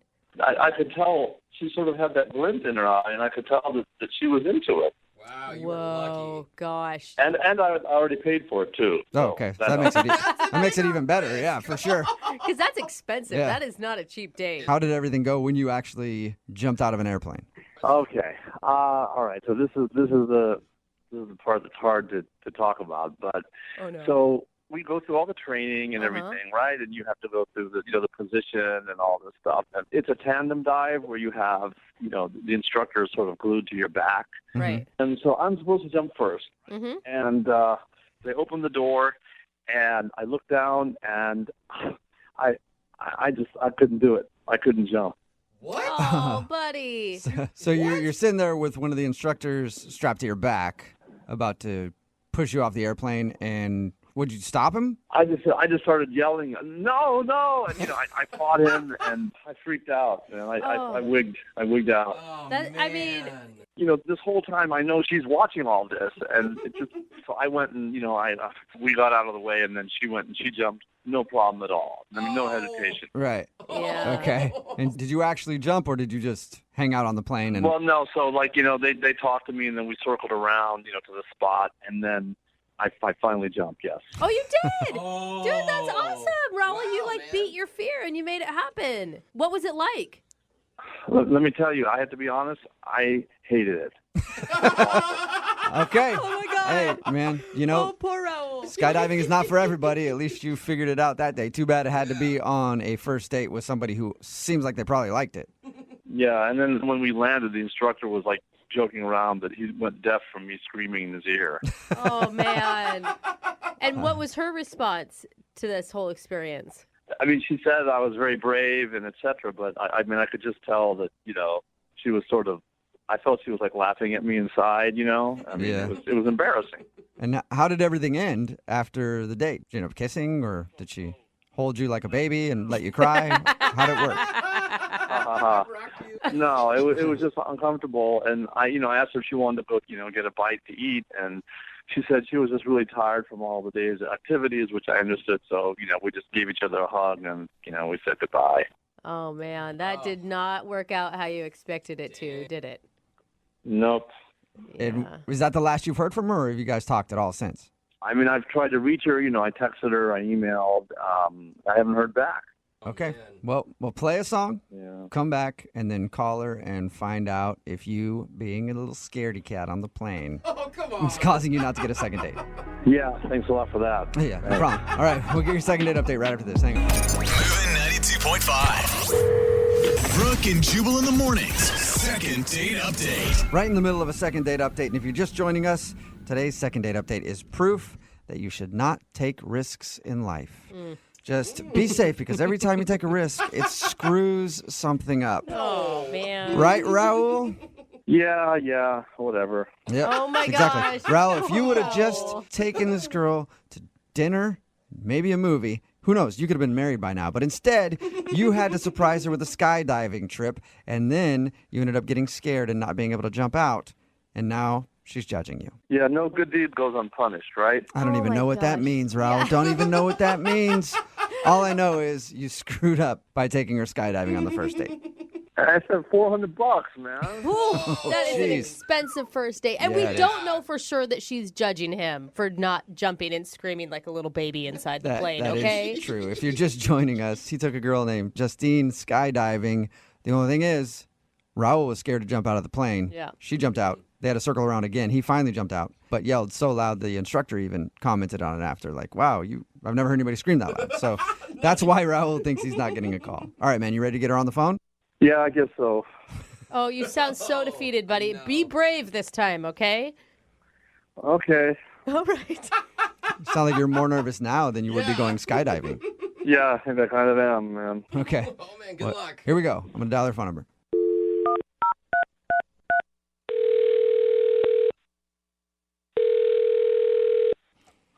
Hello. Hi, can I speak to Justine, please? This is she. Hey, Justine, how are you? This is Jubal from Brooke and Jubal in the morning. Fine. Who is this? Jubal from Brooke and Jubal in the morning. It's a radio show. Okay. We're calling you because one of our listeners actually asked us to get you on the phone. About? Skydiving. Yeah. Put it blunt. It's actually true. Skydiving? Yeah. You went skydiving just, like a week and a half ago now? Something like that? How did you know that? Because Raul, the dude that you went skydiving with, wanted us to call you. Because we do a segment on our show called the Second Date Update. So Raul told us how you guys went skydiving, and now he can't get a hold of you. So he asked if we could help. So you're calling to ask me for Raul? Is that what I'm hearing? Yes, it's kind of like a middle school type situation. Like, Right? you know, Yeah. hey, do you like our friend Raul? Can you check yes or no on this box? It's so true. Yeah, I definitely have to check no on that box. Okay. Really? That makes sense. Okay, well, do you mind telling us why? He lied to me? What? He lied to That you. is not the answer I was expecting. I thought you meant, like, it wasn't because he was being a big sissy and wouldn't jump out of the plane? No, I was so over it before that even happened. You were over the date before you guys even went skydiving. Oh, my God. Well, his account is way different. I mean, other than being scared to jump out of the plane, he thought you had a great time. I mean, I had a great time skydiving. Okay, So so what- that was fun, but what did he lie to you about?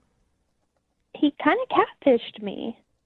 Oh, does he look totally different than what his picture did on the dating profile? No, he looked like his picture. It was him. It was the same guy from the photo. So how did he catfish you then? Yeah, like his job or something? He just lied on his dating profile. He said he was 5'8", Uh-huh. and I knew right away when I walked up and saw him, he is taller than he said he was. Wait, what? He's Wait. taller than 5'8". Isn't that a good thing? Yeah, And- he is definitely taller than 5'8", because I am 5'10", Uh-huh. and he was as tall as me, and I only date shorter guys. What? Oh, what? Okay, so What? Are you like the only girl that has ever said that in the history of like the universe? It doesn't really matter. He still lied. Wait, okay. Right now, I don't even care about that point. Why do you want to date guys that are shorter than you?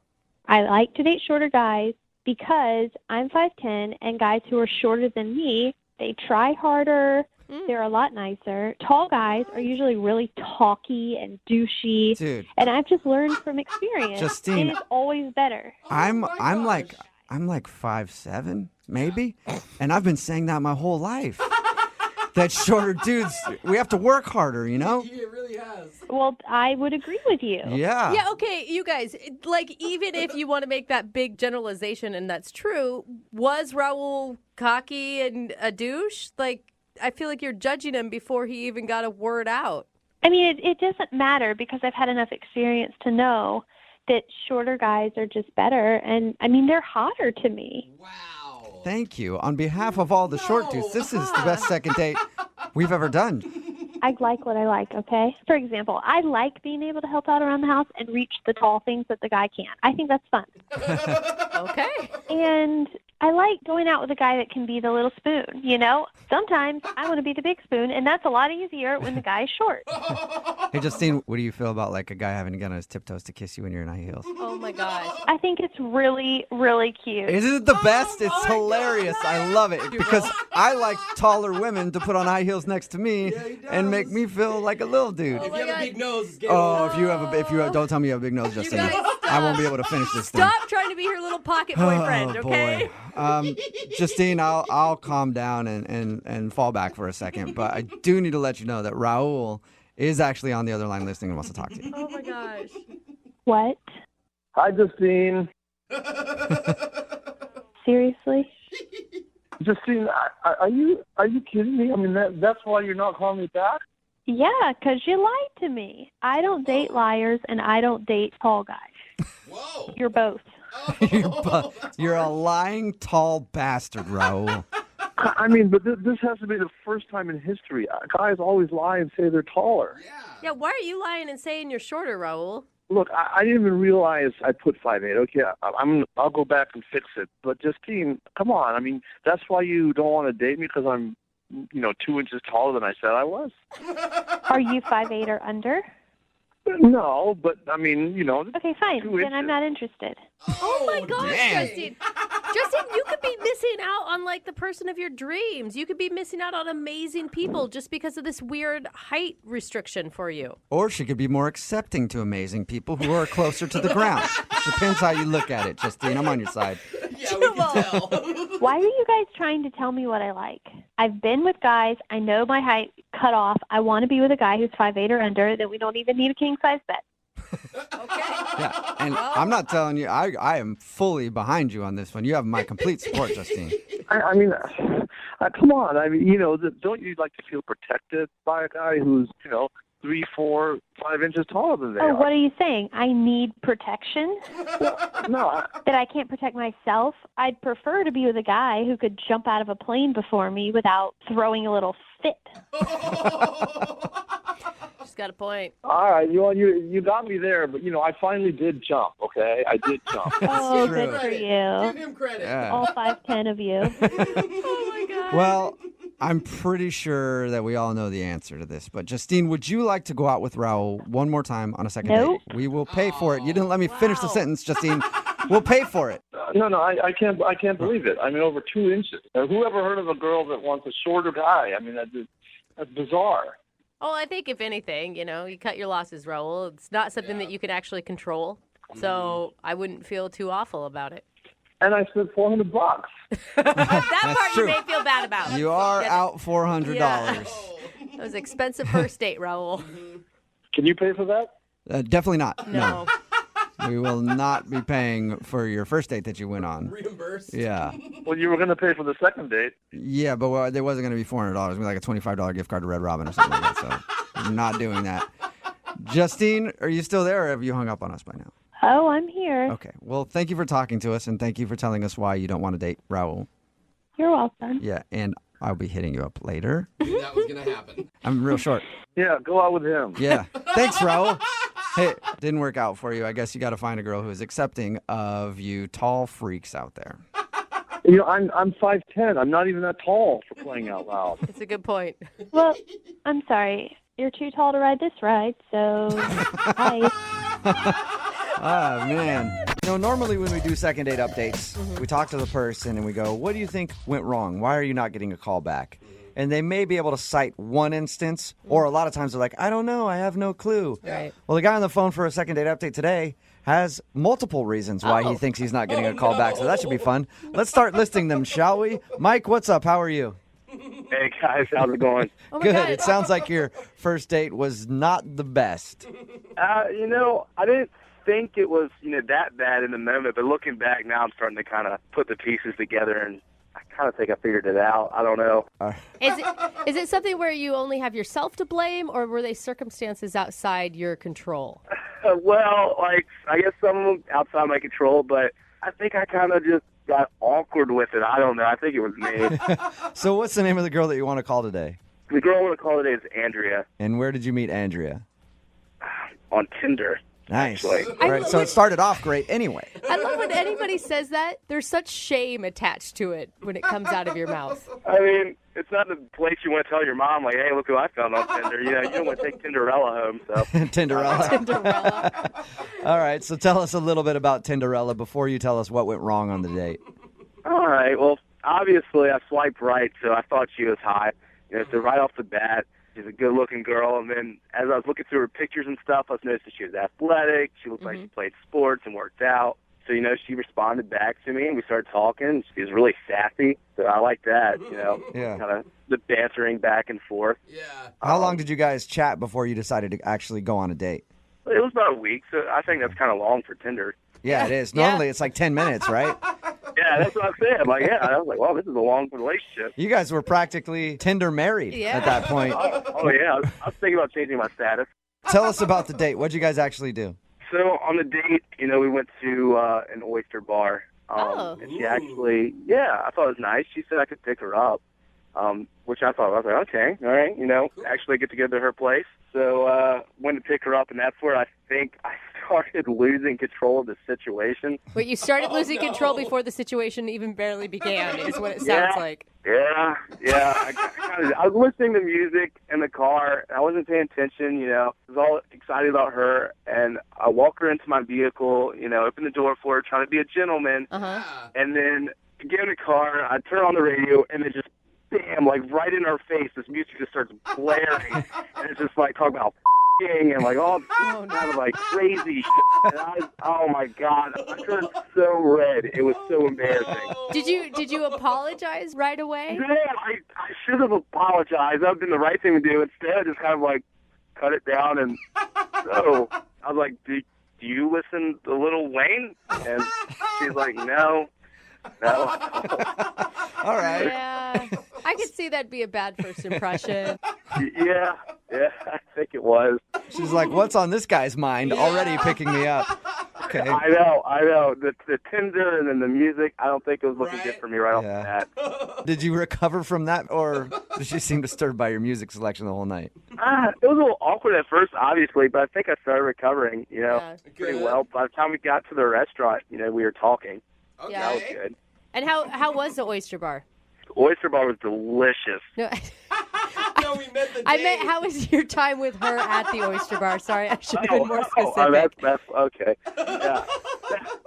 Well, the time was a little awkward because, like I said, we were talking, everything was cool, and then I thought it'd be funny and try to make a little joke about, oysters are aphrodisiacs, and then she was like, well, in my head, it was funny. It was funny in my head. It's so easy. It just makes me roll my eyes. And this is after she got in your car with a song that was blaring about sex. And then you're like, hey, these are aphrodisiacs. Like, I think the only thing I could have said afterwards to make it more awkward is give like a little wink or something. Like, I don't know. It was bad. What was your intention of this date? I mean, I actually liked our bantering on Tinder and stuff. I thought she was really funny and cool. And I've had hookups before off Tinder, obviously, but I kind of wanted this to be a little bit something more. Okay. So after all that, did it seem like she liked you at the end of the date?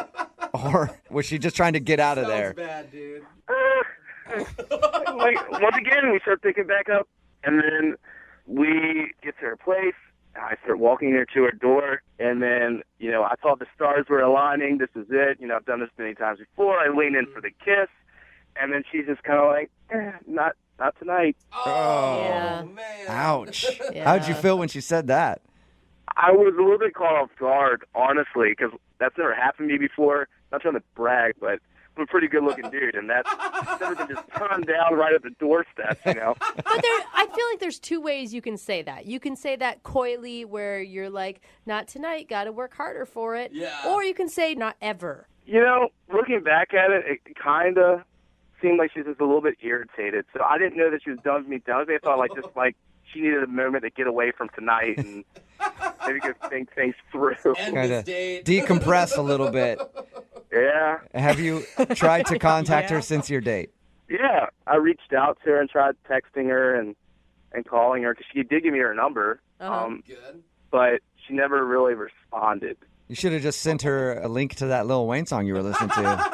I know. I wanted a box of oysters or something. Yeah. All right, man. Well, we'll play a song, come back, call her, and get your second date update, okay? Oh, cool. Thanks, man. All right, hold on. Moving 92.5. Brooke and Jubal in the mornings. Second date update. All right, if you're just tuning in for today's second date update.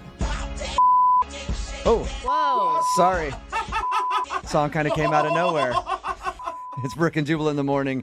That's exactly what happened to Mike on his first date. He thinks that the girl might not be calling him back because a string of things went wrong. He met her on Tinder. They decided to go out to an oyster bar. But when they first got into his car, he forgot that his radio was on to a very inappropriate song. He turned his car on and then just had to look over at her and go, sorry about that. Romantic. Mike, are you ready to do your second date update? Absolutely. All right. Is that kind of like the song that was playing in your car when she got in? Yeah, except it was way, way worse. Worse than that. There's music that's worse than that? Just one long beep. Yeah. Mike, she denied your kiss at the end of the night. Is that actually why you want to call her? Actually, I really feel like there could be something way more and then just a little Tinder hookup. All right, well, I'll dial her phone number right now, get her on the phone, and find out why she's not calling you back. All right, I'm a little nervous, but all right. Here we go. Oh, sorry. Turn it off. Hello? Hi, is Andrea there? Yeah, this is she. Hello, Andrea. How are you? My name is Jubal, and I host a radio show called Brooke and Jubal in the morning. Okay. How are you doing today? Good. I'm sorry, did you say you were calling from radio? Yes, a morning radio show. What's going on? We do a segment on our show called the Second Date Update. What that is if you go out on a date with somebody and then don't call them back after, they get in contact with us to see if we can get you on the phone and find out what went wrong. Okay. And so somebody just emailed us about you. What? This is so weird. His name is Mike, and you guys met on Tinder. Oh, my God. Mike? Yes. Mike has been trying to contact you since your date, but apparently you haven't answered any of his phone calls or text messages. And he didn't take the hint, apparently. Well, he took the hint. He knows that you don't want to get back to him for some reason, but he doesn't know why. So he asked if we could get you on the phone and get that answer. On the radio. Yes. Did you like Mike at all? Well, what did he tell you guys? What do you know? He told us how you met. He also admitted to us that he feels like your first date was kind of awkward. There was a point, I guess, where he picked you up and you got in the car and he had a really inappropriate song blaring on the radio. He thought you might have felt awkward about that. Yeah, that was weird. I don't. But, He also told us how you turned him down for a kiss at the end of the date and you said, no, not tonight, or something like that. he told you a lot. Yeah, he did. He told us all about your date. He also said that he really likes you and wants to see you again. God. Honestly, the most shocking part of the night was when he came to pick me up. He looked nothing like his Tinder profile. Oh. He catfished you? Oh. No, it's not that he didn't, like it wasn't like he was a different person. He had bruises all over his face. Wait, when he came to pick you up? Like, he looked like he got the kicked out of him. Really? What? He did not mention that. Huge black eye, fat lip, and I was like, oh my God, what happened? What did he say? It's so weird. He told me that he, does that sometimes. He gets into, fights with his friends, MMA style in his backyard. Oh, my once a gosh. month, like a fight club thing. They fight each other. And so he was just super, whatever, no big deal. Nonchalant And fighting. to, just looks like that a lot of the time because he and his friends beat the shit out of each other. So he does novice-style MMA in his backyard. I guess. And he thought, was he saying this to impress you or? No, I asked him why his face looked like scrambled eggs. He was like, why did I just do this? Not a big deal. Totally casual. So, no big deal. Me and my friends just fight in the backyard once a month. Yeah, it was so weird. He could have at least warned me that he was going to look like, cheese grater went on it. I couldn't. Cheese look grater. at him. Would you have gone out with him, though, if he would have said, hey, by the way, this is what I do in my spare time, and I'm going to show up with a black eye? Oh, that's so weird. It's so weird. Who does that? What kind of psychological issues go into needing to beat the crap out of each other? What is that? He didn't tell us any of that. He just told us about your date, and it was all good except for those couple of weird things. He didn't tell us that he showed up and looked like somebody had beaten him with a bag of pennies. It was horrifying. I couldn't believe it.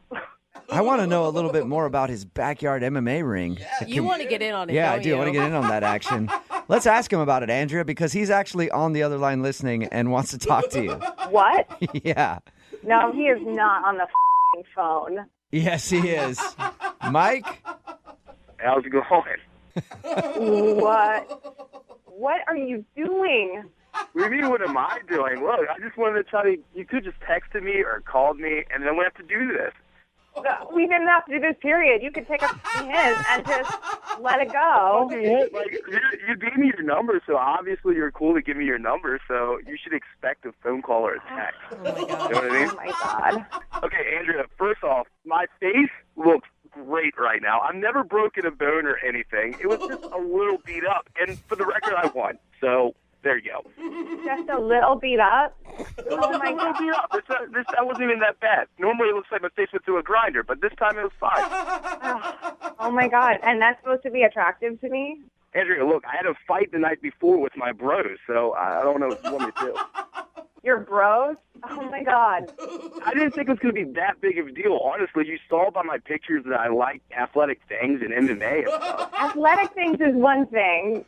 Beating the shit out of each other in a backyard for the and giggles is a completely different psychological issue. It's making me better. It's making me better. Like, I don't understand what's the big deal. What is it making you better at? Better at what? Well, I don't even know why you're so upset, but you should be excited to have, like, friends that enjoy hanging out with me and stuff. That should say something about my social life. It does say something about your social life. I'm learning everything I need to know. I mean, what were you doing the other night before our day? Were you just petting your cat and watching Netflix or what? Are you judging me? Is that what's happening right now? Oh, wow. Is this your attempt to, like, get me out on a second date with you? Seriously? No, I just don't understand. Like, all of a sudden you're coming out, like, bashing my face, which it already was bashed enough. Don't need any of that. So you were eating oysters and blood was dribbling onto your chin. Shut up. Look, it was just, I keep telling you, it was just from the night before. It was just a little cut. Maybe bleed a little bit. I'm a man. I can handle it. It's not a big deal. How the hell do you think that someone wants to kiss a person who's bleeding all over their food? Oh my God, seriously. He leaned toward me. I was like, seriously? You want me to kiss that? Hell no. Mike, I support your MMA backyard fighting if you want to do that, but why didn't you warn her though? Like, hey, I'm going to show up and my face is going to be bruised. Honestly, it was just the night before, and I thought, hey, I didn't think it looked that bad, honestly, in comparison to other times. Or and better my bros told me it wouldn't be a big deal. They thought she'd be cool with it. Why would you plan a fight the night before a first date? Like, if that's going to be your hobby, maybe wait till after. I mean, I get what you're saying there, but we plan this every month. It's the same day, so I wasn't going to miss it. You know what I mean? It's the same day every month. That's more important than her, duh. Andrew, look, sometimes, I go through there, I don't even have, like, a scratch on my face or anything. I'm completely fine. So, like, that night, a little bit rougher, I'll admit, but whatever. I didn't think it'd be that big of a deal. And right now, face looks fine. Like, you should come out and see me now. Yeah, I'm good, thank you. Are you sure, Andrea? Because I would like to ask you out on a second date with Mike. We will pay for it if you'll go out with him again. I'd rather punch myself in the face than go on another date with him. Oh, come on. It's really not that big of a deal. I don't know why you're making this a big deal. Look, I look great right now. I look better than my Tinder picture, honestly. Listen, I'm not into this. I'm sure there's somebody else out there who will totally appreciate it. Maybe, but I'm out. Mike, I'm sorry. No second date, man. That's a bummer, man. I really liked her. Yeah, I know. Hey, you know what, Mike? Sometimes in dating, it can give you the uppercut and you can be up against the ropes. But I know that you can get back on track and stand up like the true champion you are and get back in the dating world and do your thing again, Mike. Awesome, bro. Let's go do this right now. Why don't you just come fight with me? I am not going to one of your backyard brawls, Mike. Come on, man. No. Don't do it. I don't want to do it.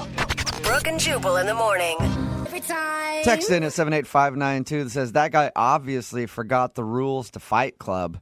If he followed those rules, maybe he might have a second date. First rule of Fight Club, don't talk about Fight Club. If you missed today's second date update, Mike wanted to call a girl named Andrea. She wasn't calling him back after they went out on a date. Why wasn't she calling back? Because when he showed up to go out with her, his face was pulverized. Yeah. And it turns out that he and his buddies do a backyard MMA fight once a month. And he lost. He lost badly this last round. Yeah. And he was all beat up. And she didn't want to date a guy who has backyard MMA fights with his friends. Which, how can you blame her? I mean, I would. Who do you tell your friends that you're dating? Yeah. Like, hey, he's having a party. There may be some fist fighting in the backyard, but it's cool. I like his confidence, though. He's like, I wasn't planning on getting beat up. The fight before, I was cool. Like, last time I totally won. I just had a bad day. If you want a second date update, remember, all you have to do is email the show, and we will call the person who didn't call you back. Moving. Brooke and Jubal's second date update. A lot of times when you go out on a date, you're just hoping to get through it. Like, you want it to be good, but you also want to make it to the end with nothing bad happening or no awkward moments so that maybe you can go on a second date. Okay. Well, the guy on the phone for a second date update today, his name is Aiden. Aiden met a beautiful girl, asked her out. They went for dinner. Food was good. Good conversation. Awesome. He made it almost to the end. And at dessert, his world came crashing down. Oh, no, and his date Aiden. unraveled. Oh, You'll no. hear his story right now and find out what happened in just a second. But first, Aiden, what's up, man? How are you? Hey, guys. How's it going today? Good. So tell us a little bit about the girl that you want us to call today. How did you meet her? It was one of those nights when you go out and you're not looking for anything, and sure enough, that's when your world just, changes. I was just at a bar with a couple of friends, just having a good time. Meeting a woman was the last thing on my mind, and then this girl comes walking into the bar, and everything just went slow motion except for her. And Whoa. she was, yeah, Are you like typically this romantic of a man? not at all. I'm usually a real jerk. Okay. This is something new. Yeah, this was like one of those things that all your friends who are in love tell you about, and you're like, oh, you guys are idiots. And then it just had never happened to me until that night. And I'm not an overly confident guy when it comes to the ladies, but it was one of those things. She walked by me the first time, and I was just so taken aback, and it just popped into my head. I'm like, you know what? Everything else be damned. I have to find a way to meet this woman. So what did you say to her? How'd you approach her then if you were nervous?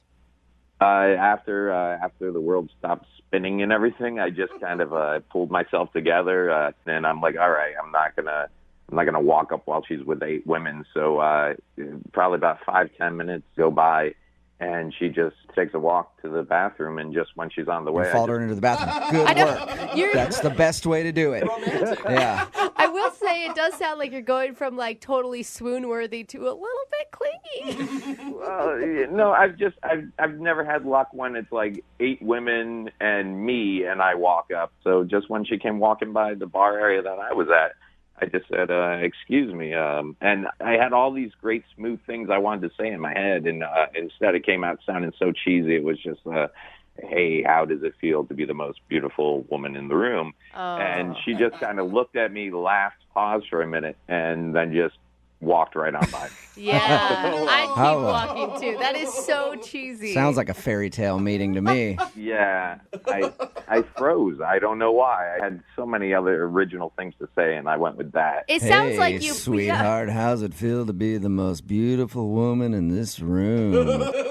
Well, yeah, when you say it, it sounds creepy. Yeah, but That's how I picture you saying it. Also, like holding out like a little gun with your hand, like, yeah. You go ahead and move along to the bathroom and think about what Daddy just told you. How did you come back from that and convince her to go out with you? I think after I went outside and smacked myself in the head a couple of times and called myself stupid, I went back inside. I walked over to her. I'm like, look, about what I said earlier, I know it came off as cheesy and a line, but I meant it.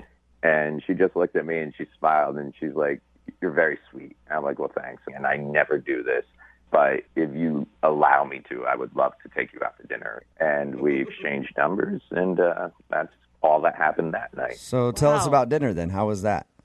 I got there early and got the table, and when she came walking in, it was the same thing all over again. Man, she just took the attention of everybody in the room. This girl, she doesn't have a bad side. She's amazing.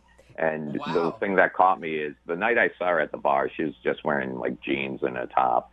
And this night she was wearing a dress. And I don't know how else to explain it other than there's some women that can wear a dress, and then there's some women that just wear a dress. And when she walked in wearing a dress. She was wearing that dress. That dress all the wasn't way her. on her body. Nice. Oh my God. I'm pretty positive some other guys in the restaurant got in trouble with their wives and girlfriends that night because there wasn't a head that did not turn when she went by. Okay, so but how was actually like dinner with her when you guys were sitting down talking and everything? Was it good? Did she seem interested in you?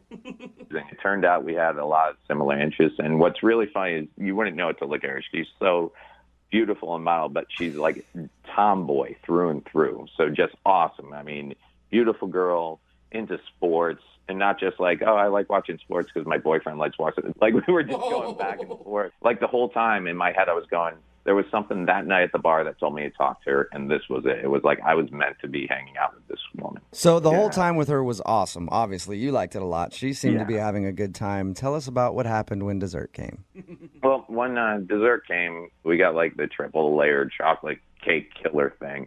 And it comes out, and they put it in the center table, and we're just both sitting there picking at it with our forks. And the check came, and I went to pull my wallet out, and I guess I had been out like the night before. I didn't put my credit card back in the normal place. So at first I was freaking out because I'm like, oh, my God, great, perfect first date, and now I can't. But so I'm digging through my wallet looking for it, and I found it. But just as I found it, all the cards, all the business cards come flying out, dumping onto the table, and then right into what's remaining of our chocolate cake, a condom goes flying into the cake. Yeah. No way. How Hey, awkward timing. now that we had this dessert, you know what would go better with it? Some latex. What do you think, lady? Go back to my pad? I just saw my whole world come crashing inward. What was her reaction when she saw a condom in the dessert? She just stared at it for a second, looked at me and said, well then, and kind of cocked her head. And then it was just horrific frozen face, and then she just busted out laughing. Okay, so she seemed to take it pretty cool. Yeah, we both started laughing. It was like that awkward. It was that moment where I'm like, do I pull the condom out of the cake? Because obviously I don't want to be the guy. It's got chocolate on now. Do I put that back in my... It became a thing. I hope she didn't think I was carrying it around for a reason. Like, I hope she wasn't thinking, oh, he was expecting to get something, tonight. It was just in there. It'd been in there for a long time. Like, to be honest, I totally forgot it was in there. If you feel like everything went cool after the whole condom debacle, why did you put in your email that you think that's the reason she might not be calling you back? Well, that's the only thing I can think that went wrong. Okay. When it comes down to it, that is the only thing that whole night that could have possibly caused the total 180 on, returning calls and talking with me. Okay, well, we'll play a song, come back, call her, and get your second date update, all right? I'd appreciate it. Moving 92.5. Brooke and Jubal in the mornings. Second date update. Right in the middle of a second date update, Aiden is on the phone. Today he wants to call a girl named Summer. He had something very, very, very awkward happen on his first date. At the end of the date, when he was trying to pay, he was looking through his wallet because he couldn't find his debit card, and he accidentally spilled some stuff on the table, and a condom fell out of his wallet and into the dessert. Now, normally I would say that this is like the most awkward thing I've ever heard on a date, but we've been doing these second date updates for so long now that I'm like, That's how I feel too. not really that bad, actually, compared to some of the other stuff we've heard. So at least there's that, Aiden. So he thinks that he might not be getting a call back because she saw the condom and was like, oh, he's expecting to be getting some. Or, oh, he was trying to give me a little hint by dropping it in my dessert. Like, hey, that was sweet. This is going to be sweeter. Something like that. Any last words before we make the phone call? Talking with you guys just made me feel really optimistic about it because after I ran it all through, I'm like, yeah, no, why wouldn't she call me back? We had a great time. All right, cool. I'm going to dial the phone number right now and get her on the phone and find out why she's not calling you back. Here we go.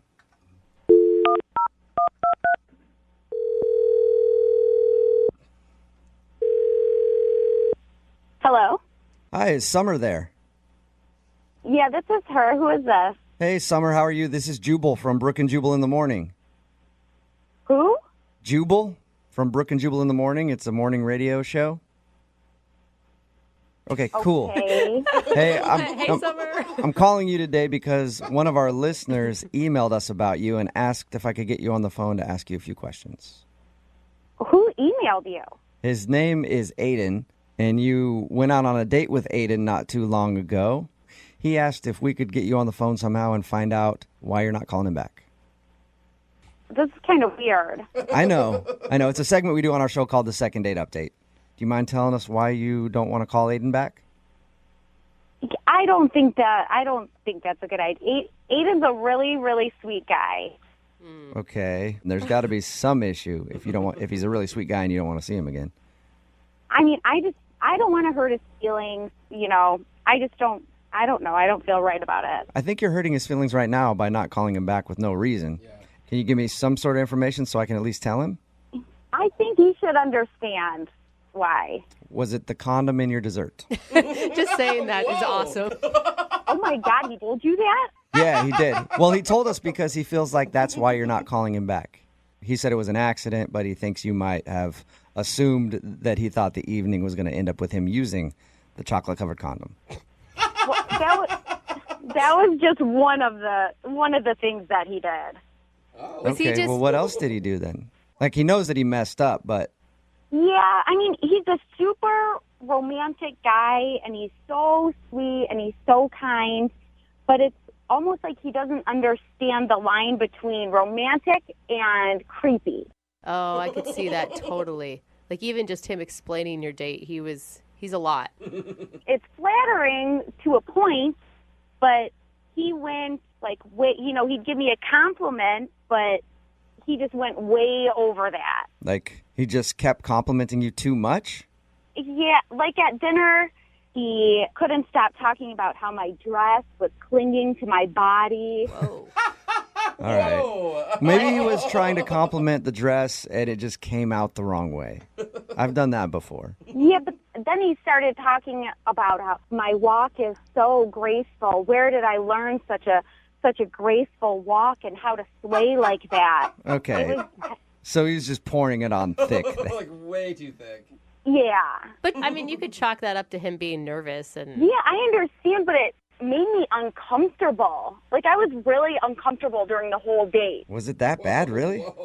When we sat down at the table, he leaned in and said the instant he saw me, he became aroused. What? Whoa! Aroused? He used the word aroused.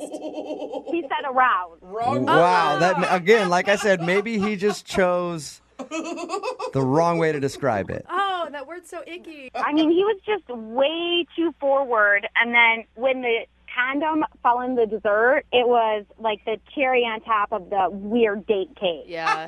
Did you guys talk about anything else besides how beautiful and arousing you are? I mean, a little bit. I try to steer the conversation towards sports. I thought maybe that would stop him and, get him to start thinking about something else. And he'd just be like, hey, what time is it? And you're like, I don't know. It's high noon on my sundial because I'm thinking you are a hot lady. That's just pretty much how it was. Everything came back to... Everything came back to him just perving out over you, huh? Yeah, that's pretty much how it went. The whole date went, just like that. Oh my God, I'm dying over that. That is, that's understandable then. I can see how that would be kind of weird if somebody just wouldn't, to sit down and somebody just tell you they're aroused right away. Yeah, that's strange. Did you like anything about the date at all? He is really nice. I can tell, just deep down, he's a really good person, and I don't think he needs to be creepy. Mm-hmm. But somebody just needs to sit him down and tell him, where the line is between romantic and creepy. Why don't you do it? Because he's actually on the line listening and wants to talk to you. What? Yeah. Hi, Summer. What? Oh, Aiden. I was trying to compliment you. Creepy? Oh my God! Really, I was just trying to give you compliments. You can just tell a girl that she looks nice and leave it at that. Look nice. I told you looked nice. I told you were gorgeous. You told me you were aroused. Yeah, I was aroused, but I didn't mean it physically. God, no, I meant it my senses felt heightened around you. Yeah, it's a bad choice of words, man. Still feels like one sense. You have to figure out a different way to phrase that. It just creeps a girl out. Summer, you are the most beautiful woman I've ever met. You literally make me tingle. My whole body just trembles when I'm close to you. Oh my God. That's something you don't need to tell a girl. That's not what you say on a first date. Aiden, you just met her. You don't know that much about her. How can you say she's all of these things? I just wanted her to know how good she was making me feel. It was like being on a drug when I was around her, and I felt like she had the right to know that. Yeah, that drug was Viagra, I think. Well, it's all very flattering. It's a lot for somebody to take in. It's like you're more worshiping me than actually being on the date. It just gets a little bit creepy. I'm sorry if you felt like I was saying too much, but I'm not going to say I'm sorry for telling you were beautiful. You're beautiful, and you deserve to be told that. That's just how it is. See, that's sweet. But once is enough, though. And there's better ways of saying it than telling me you're aroused right when I sit down. Still so crazy. Still sounds bad. All right. I agree. Maybe I chose poorly. If I promise to tone it down, as you say, would you be willing to give me another chance? Summer, would you like to go out with Aiden again? We'll pay for it. I don't think that he is going to tone it down. I think you should give him a second chance. I mean, I see the creepiness, but he's well-intentioned. Yeah. I promise. I was just really excited to be spending time with you. He doesn't seem like a bad guy. He just needs to learn new words for being excited. And excited's not the right word to use, so don't use that one either. But I think that's it. Summer, would you go out with him again? You promise me you won't talk about my body and how my dress looks and my beautiful eyes. You won't say any of those things? I promise I'll try my best, but it's hard. It's hard. Summer, will you do it? Just one more chance. What's the worst that could happen? You sit with a dude who tells you how awesome you are. Yeah. I mean, he is really sweet. I would give him one more chance. Yeah. Okay. Yes. Awesome. So excited. Congratulations, Aiden. You got your second date. Thank you. And Summer, enjoy yourself. Thank you for your time. We appreciate it. Thank you. All right. This whole thing was very arousing. So thank you for that. Brooke and Jubal in the morning. Brooke and Jubal's second date update. I don't know if anybody's ever had this experience before, but you go out on a date and you think you had a great time, and then you hang out with your friends later and tell them all about it, and they go, she's not going to call you back. Whoa, what? Because they think that you did something wrong. Well, apparently that happened to Trevor, who's on the phone right now to do a second date update. His friends informed him that he might have screwed up on his date, and he didn't realize it until he was talking to them. What's up, Trevor? How are you? Hey, doing well. How are you guys? Not too bad. Probably better than you. Maybe. We'll figure that out. Okay. Well, it's a good start. Your friends think you're a dumbass, and you got a girl that's not calling you back. That's one way to put it. Uh-huh. Why don't you tell us what happened? I went to dinner with this girl, Carla, and as far as I could tell, everything was going really well. No awkward pause, no weird story or some weird moment of like, oh, what do I talk about next? Yeah.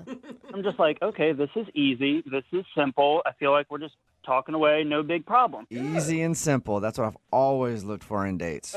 Always. Isn't that what you are in a date? Pretty much, yeah. So everything felt good with her, but your email said after you talked to your friends, now you're feeling different. Yeah, because I was talking to one of my best friends about it later, and the only thing that came up was at one point, we were showing each other pictures and talking about hobbies, and she showed me a picture and said something along the lines of like, hey, asked her, hey, are you a swimmer? Because you have really broad shoulders. Whoa. So then after I told him that, he kind of stopped me and was like, wait, really? That's what you said? And for me, yeah, dude, that's probably why. That could be really rude. It could be taken the wrong way. I mean, I could see that. I think it's a great compliment. You know? No. At the time, that didn't seem like offensive or rude to me, so just genuinely curious. Yeah, but what if she has that's like her most self-conscious thing about her body is how broad her shoulders are. Or what if she's like walking down the street and she gets mistaken for a man every once in a while? Like it could be a sensitive subject. Yeah, looking back and now that you say it like that, I didn't think of it that way, so. But what was her reaction to it? I mean, she kind of paused and kind of looked at me funny for a second. And then I was like, no, that's a good thing. You have shoulders like an Olympian. Oh, no. Okay. Yeah. And what'd she do after that? Was she like, oh, sweet, thanks, okay. Yeah, we just kind of picked up conversation from there. But yeah, just kind of like, oh, okay, thanks. And kept moving on from there. And throughout the rest of the day, everything felt fine except maybe that one moment. But when we got to the end, it's like time to leave. And she just straight up left. Whoa. There was no like formal hug or kiss or anything like that. It was just kind of like a bye. Well, she didn't want to hug you with her broad shoulders and just crush you. So did you at least like walk her to her car? Not really, because as soon as we left the restaurant, go to walk her to her car, but she's already turned and started almost looking like she's like speed walking, jogging off to her car. So like, without barely even saying goodbye, heads off to her car, and then I'm kind of left standing there awkwardly like, well, wait a minute. Do I like walk you to your car? Do I chase after you? Is that weird? Yeah. Chase after Don't ever choose chase after her as the answer. Yeah, I didn't chase after her because then it's like, if she starts sprinting and then it looks really weird, it's like if I'm chasing you to your car, sprinting off or starts screaming. If she has pepper spray, it gets even worse if she has some pepper spray. You know what I mean? Oh yeah, that would just be the best part of it if there would have been pepper spray. Okay, so after that experience, have you talked to her at all after that?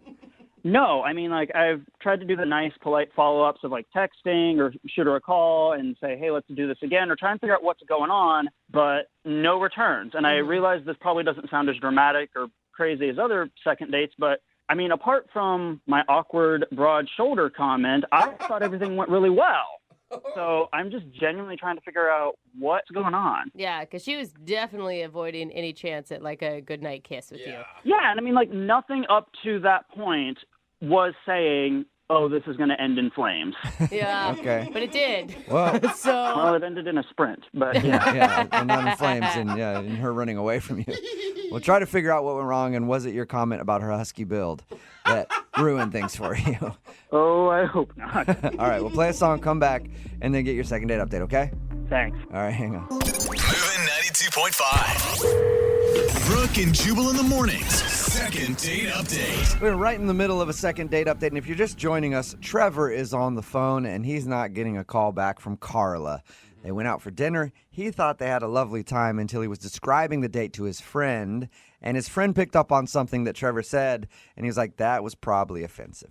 Trevor was trying to compliment his date, and he said, hey, you have huge shoulders, sort of like a Russian powerlifter at the Olympics. Like not what he big, said. burly, huge shoulders.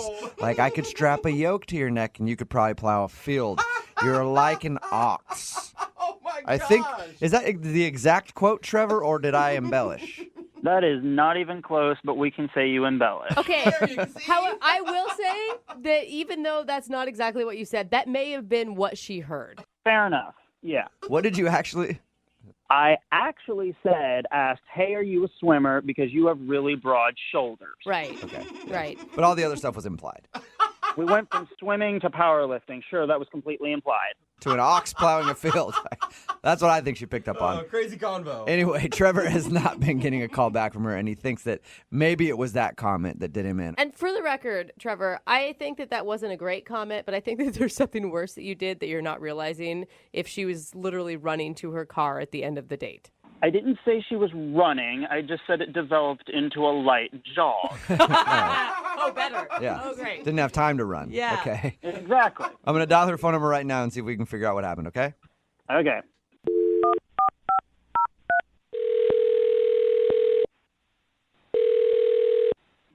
Hello? Hi, may I speak to Carla, please? Yeah, this is her. Hey, Carla, how are you? This is Jubal from Brooke and Jubal in the morning. Sorry, what did you say? Jubal from Brooke and Jubal in the morning. It's a radio show. I didn't understand a word you just said. My name is Jubal, and I host a radio show called Brooke and Jubal in the morning. Oh, okay. And we recently got an email from one of our listeners about you. Me? Yeah. Yeah. That's you, Carla.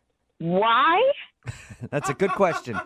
Well, because you recently went out on a date with him, and we do a segment on our show called the Second Date Update. That's where if you go out on a date with somebody and then end up not talking to them after, they email us to see if we can get you on the phone and find out what happened. His name is Trevor. He emailed you to call me. Correct, because he says that you won't return any of his text messages or phone calls. Oh, my God. You're laughing? Okay.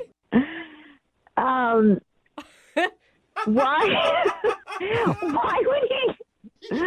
Like, I didn't respond. I think that should be a hint enough. Yeah, I know, usually it should be. You're right, but we do this a lot on our show, and some people just want an answer, so he just wants to know why you're laughing and why you think this is so funny, basically. Did he tell you about, like, what all happened? On your date? Yeah. Well, he told us a little bit about your date. He said there was a moment where he felt like he might have offended you. Like, how did he say he offended me?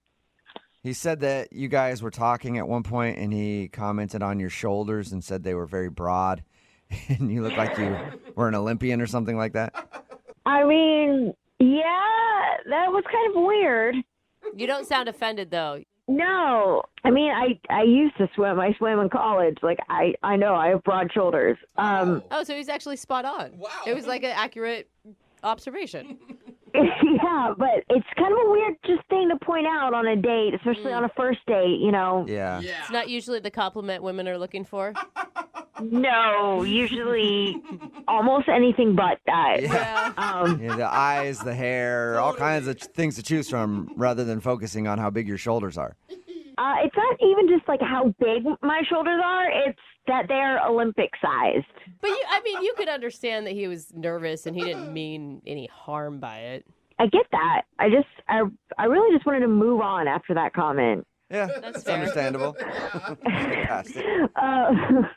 What else did he tell you about our date? He told us that was like the main thing. He did say at the end of it, you kind of like ran to your car. No, he said a light jog. Yeah, he said. I'm sorry. He said that you walked outside. You didn't really say goodbye to him. No hug, no handshake, no nothing, and you kind of went from a fast walk to a light jog to your car. I absolutely did. I could get the vibe that he thought it was going a lot better than I liked, and so I didn't want to have to turn him down if he went in for a kiss or a hug or anything like that.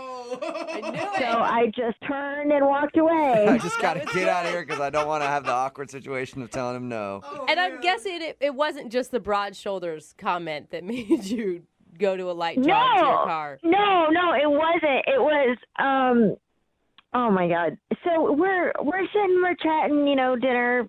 He's kind of a weird dude. Okay. And then, so we start talking about our pets. I have a cat. And I pulled out a couple photos. I've shown up the cat's real cute. And he starts pulling out his phone and showing me pictures of his bird, his parakeet. Oh. Okay. And it's a lot of them. Okay. All right, so he loves this little parakeet. Well, it's not just love. It's more like an obsession. Okay. All right. Like, was it like every photo on his phone was his parakeet? Almost every photo. All right. Oh, that could just mean that he's lonely too. Sure, he likes animals, right? Well, he's got all these photos, and the bird has an Instagram page. What? And he's got a Facebook page. Really? Whoa. Yeah. No way. Wow. Okay. So It's a lot. So he loves this bird so much that you didn't feel like you wanted to get to know him anymore. I just felt like you probably don't have any time for anything else in your life. Whoa, hey, okay, I take offense to that. Wait, what is going on? Oh, that's Trevor. I forgot to tell you that, Carla. He's actually on the other line listening and wants to talk to you. Hello. Oh, my God. First of all, his name is Steven Squawking, and he's pretty popular on Instagram and Facebook, but that's beside the point. Really? I just brought up Steven because I thought you were interested. I like you. I was sharing that with you because I wanted to share part of my life with you. I didn't think you would knock me down and literally run away. First of all, I didn't run. I just walked away quickly, and your obsession with your bird is a bit much. Well, my obsession could actually get us rich if he gets enough followers. So, how many followers does Steven have? He has 1,000 followers on Facebook and Instagram. Okay. Whoa, all right. So you're building a business with your bird, Steven Squawking. That is exactly right. He is my best friend and my business partner. Carla, it's kind of cute in a way, right? He just loves his pet. A couple pictures is cute, but he took the parakeet and got professional glamour shots. Wait, what do you mean? Like, he took the parakeet to a studio. They had someone light it, put it in outfits, and take photos and edit and tone them. Okay. Of a parakeet. What is wrong with that? I care about him. He's my pet. I love Steven. I love him, and I can take whatever pictures I want of him. You know what, Trevor? I really think you need to get a life. I mean, you seem like a nice guy, but you're going a little overboard with this. Get a life? I have a life. Steven squawking is my life. This is so awkward. It's amazing. And you guys, that's why I didn't call him back. Yeah, that makes a little bit more sense All right, after that lesson. Well, Carla, I'm hoping I can change your mind because I would like you to go out on a second date with Trevor. Will you go out with Trevor one more time? We will pay for it. Are you kidding me? I just told you he took glamour shots of his parakeet. I'm not going out with him again. That's fine. I don't even want to go on a date with a bird hater. Okay. All right. Okay. All right, so we're both in agreement then. You guys don't want to go out with each other. No way. Okay. There's so much hate over Well, a bird. Yeah, I mean, poor Steven in this deal. I wish we could talk to him and get his side of the story, but we can't. I don't think he can talk to us about it.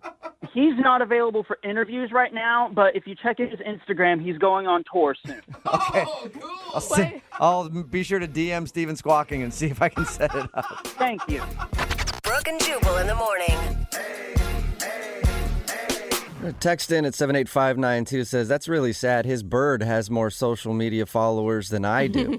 It's Brooke and Jubal in the morning talking about today's second date update. If you missed it, this dude Trevor wanted to call Carla. He couldn't figure out why she wasn't calling him back. We got her on the phone, and it turns out that she was kind of unattracted to him because he's super obsessed with his bird and his bird's Instagram account. Well, Steven Squawking is a Insta celebrity, is what it sounds like to me. The name alone is amazing. It's a great name. It really is. I haven't pulled up the account or anything else yet, but to check it out. But I'm sure I will be doing that later for like hours. Yeah. And shout out to everybody else on the text message board at 78592 just shouting out their pets' Instagrams, trying to get us to say it on the air. Like this one says, I have an Instagram for my dog, and his is at Dodger the Boxer. So check that one out. They're always disappointing to me, though. Yeah. I mean, Really? you want these dogs to, like, there's like 3 dogs that are worthy of Instagram accounts. Other than that, I mean, they're sleeping man and fetching balls. Well, it is cool, though. Like, crazy cat ladies now have something to do more than just, sitting around with their cats, right? It's like the same thing. And with a I have a bird. dog, and he has an Instagram account, but he's kind of boring. Yeah. It's like I got him for one specific reason, and that was for Instagram, and he's really not helping me out at all. So if anybody wants to text in 78592, you can have the dog. And if you want to do a second date update, all you have to do is email the show, and we will call the person who didn't call you back. A good rule whenever you're upset about something and you're about to send a message, either a text message or an email to that person, is to count to 10 before you send it.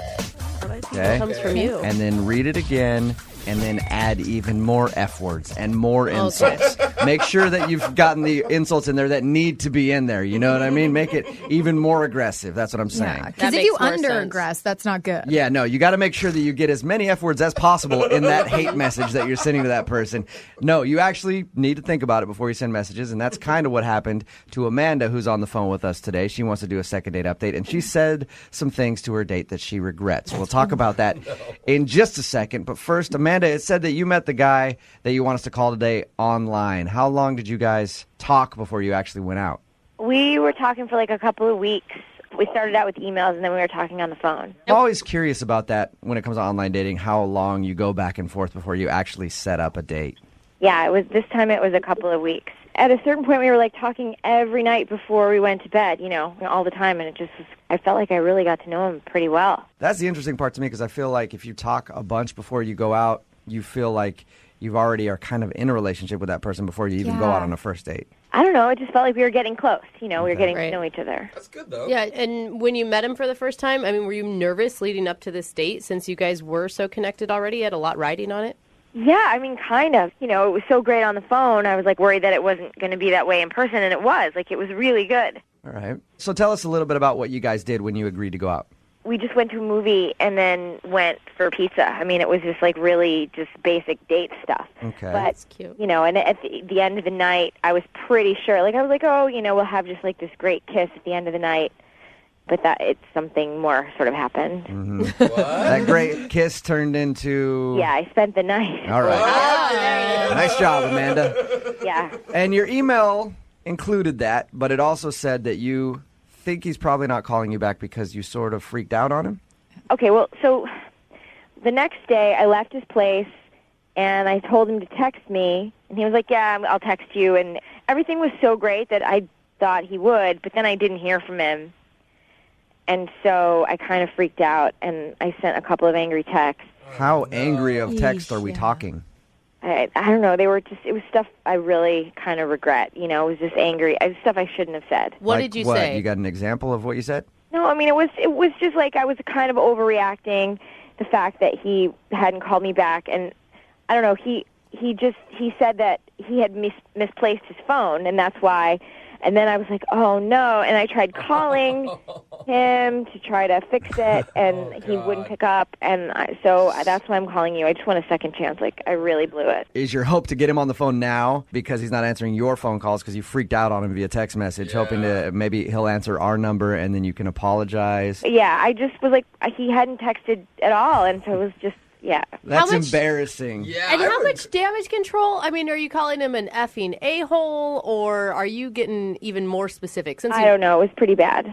So. but I'm not that. I'm not that way. And I want to apologize. Like, everything was so great that I just feel like he should give me a second chance, and I want to apologize. And it was just so dumb. That's embarrassing when you do something like that and then somebody has a legitimate reason that they weren't calling you back or they were just taking a little too long. It's like, how dare you not talk to me all day? It's like, I got in a car accident. Or my family member's dying. My bad. All right, well, we're going to play a song, come back, call him and get your second date update, okay? Okay. Hang on. Moving 92.5. Brooke and Jubal in the mornings. Second date update. Amanda is on the phone with us. She wants to do a second date update with a guy named David. They met online, ended up hooking up on the night of their first date.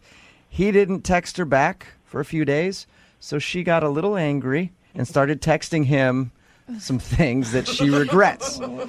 She said she was very rude to him, and then he finally texted her back going like, I just misplaced my phone for a couple days. And he hasn't talked to her since, so she's hoping to get him on the phone, apologize, and see if he'll go out on another date with her. Amanda, I think that maybe you got to think about some other options here, okay? Okay. I mean, that's why I called. I don't think sorry is just enough. I think maybe you need to think about some excuses you could use. Like, when you get him on the phone, just go, oh, my friend took my phone. Sorry about that. I had no idea. She's Or you're like, overprotective, yeah. Hey, in my family, hole is a term of endearment. Like, we say it around the dinner table all the time. Yeah. You ever think about something like that, Amanda? Yeah. All right. Definitely. Cool. Okay, well, I'm going to dial the phone number right now, see if we can get David on the phone, and you can make your apology and try to get a second date, okay? Okay. All right, here we go.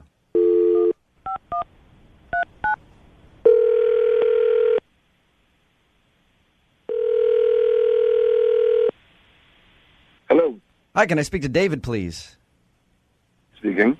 Hey, David, how are you? This is Jubal from Brooke and Jubal in the morning.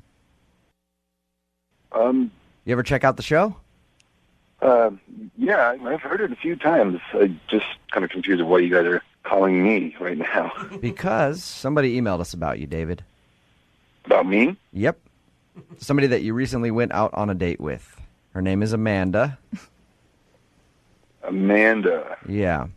You probably remember who Amanda is because after your date, she ended up sending you some pretty mean text messages. And then, like, you texted her back that you had lost your phone or something. Yeah. Well, she feels really bad about that and wanted us to call you today to see if that's why you're not calling her back. Man, I had lost my phone for a few days, so I wasn't able to contact her. And I get my phone back, and I get, like, just a slew of just mean text messages. And that kind of turned me off. Yeah, I could understand that. Yeah. How mean were they? Like, I mean, I wouldn't want to say them on the radio. They're pretty messed up. Really? Really? Can you give us like a PG-13 version of what was on your phone? We're taping this right now, too, so you can say it and we'll just beep it out. Mm-hmm. Oh. I think it'd be really embarrassing to her, so I don't want to kind of put her in that position. Yeah, but think about this, David. She's the one that emailed us to call you. She's already putting her business out there on the radio. And I really want to know what she texted you because she wouldn't even really tell us. She just said it was bad. That was her quote. Yeah, they were really bad. Was it like the worst thing a woman has ever said to you bad? I would go ahead and say yes. Wow. Come on, David. Just give me one thing that she said. Fine. 1 second. Oh, was he getting the text messages? Yeah, he's No, I looking like up on it. his Read it phone. word for word. That's good. I don't want Saved it him to on get... there, yeah. Okay, I've got one. Okay. I've got one right here. You actually saved him, David? Yeah. I would. They might be evidence in a court of law someday. You never know. Of course, I had to save these. They were crazy. I couldn't believe it. Yeah, I guess I would keep them too, just to be like, oh, man. So read one of them to us. Okay, I got one right here. This one says, I'm sick of guys using me and throwing me away like a piece of trash. Oh. ... You're an ass. All right. Wow. Here's another one. Okay. Just so you know, you're the worst lay I've ever had. She actually insulted how you were in bed. Yeah, this is all really up. I mean, But couldn't you understand? She didn't know you'd lost her phone. She was feeling vulnerable. yeah, vulnerable is one thing, but for her to send me these texts saying that I'm an ass, that I treated a lot of trash and I'm terrible in bed, Yeah. that's not vulnerable. That's just crazy. How many text messages? How many text messages total did you get from her in those 2 days? Definitely more than 10. Oh my Wow. gosh! In All 2 right. days? It is understandable, David, why you didn't want to call her back and go out on another date with her. I haven't even read the worst one yet to you. Well, since we're putting it all out there, I think it's time to hear that one. This one is the icing on the cake. Why don't you do the world a favor and chop off your own? Come on! Man, she went ham. She went in on you, David. I know. I'm saying that's completely psychotic. Wow. Yeah. David, what would you say back to her if you could say anything to her right now? Please leave me the hell alone. Okay, cool. Well, I'm going to let you say that to her because she's actually on the phone listening. Are you Yeah, kidding me? I'm here. I'm right here. I feel really bad. I feel that. Wow. I'm really sorry. What the? Yeah, just hearing those back, that's really out of line. For me, that's just it's so out of character for me, and I'm just Over text messages are the same kind of. well. I'm just really sorry about it. I don't know. You didn't call me back, and I figured, what the hell, we had a really good night, and I thought it was one of those things where, we have sex and then you're out, and you're done. And I was just pissed. That's all. It was just stupid. I shouldn't have sent those bad texts because I didn't know you lost your phone. I just felt like you kind of ditched me. That's all. I know all of that, but you just have to understand, that was super crazy for me to get my phone back and to get all that, it kind of threw me through a whirlwind, Yeah. Well, you have to know it was super crazy for me. I mean, we had this great night, we had sex, and then I didn't hear from you. So that felt super crazy. And honestly, I'm saying I'm sorry here. I really am sorry. I'm saying I'm sorry. It's like, man, why you don't, go on Facebook and send me a Facebook message and say that you lost your phone? That just really sucks. And you're like, oh, I just lost my phone. Who the loses their phone? Doesn't everyone need their phone all the time? Amanda, you're doing a bad job apologizing. Or proving that you're out of character in those text messages. Well, what the hell? I called you guys for help here. Yeah. And I said I was sorry. I said it was really apologetic. Can't you understand how this would happen? Supposing you go home with someone, you think everything's great, and then Amanda, call you back. Amanda, we know. You're right. You're right. You were very upset, but I'm just saying when you're trying to apologize to him right now, but you're still kind of coming at him like you're mad. I said I was sorry. What else do I have to do? I'm sorry. I apologize. Amanda, do you think that maybe you're not in a good place to be sleeping with people on a first date? I mean, because that's just kind of it didn't feel like a first date because we've been talking on the phone for so long, and we really got to know each other, and everything was great. And you have a date, who the 3-day rule? Nobody does that anymore. Everybody calls back right away. What the? Amanda. Wow. I haven't asked David if he'll go out with you again yet. You've apologized. I apologize. Okay. David, sweet girl. Amanda is saying sorry to you, and she would like to know if you'll go on a second date with her. I will pay for a second date if you'll go out with Amanda again. Will you do it? What the do you think is so funny? What the hell? Supposing you go home with somebody and nobody calls you back. It's not funny, and you're being such a head anyway with this laughing. You're a crazy. So I guess you guys aren't going to go out again then, huh?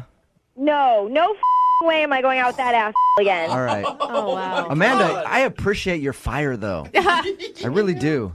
Yeah, spirit. A lot of spirit. I'm just tired of going out with these heads who think, oh, I lost my phone. What the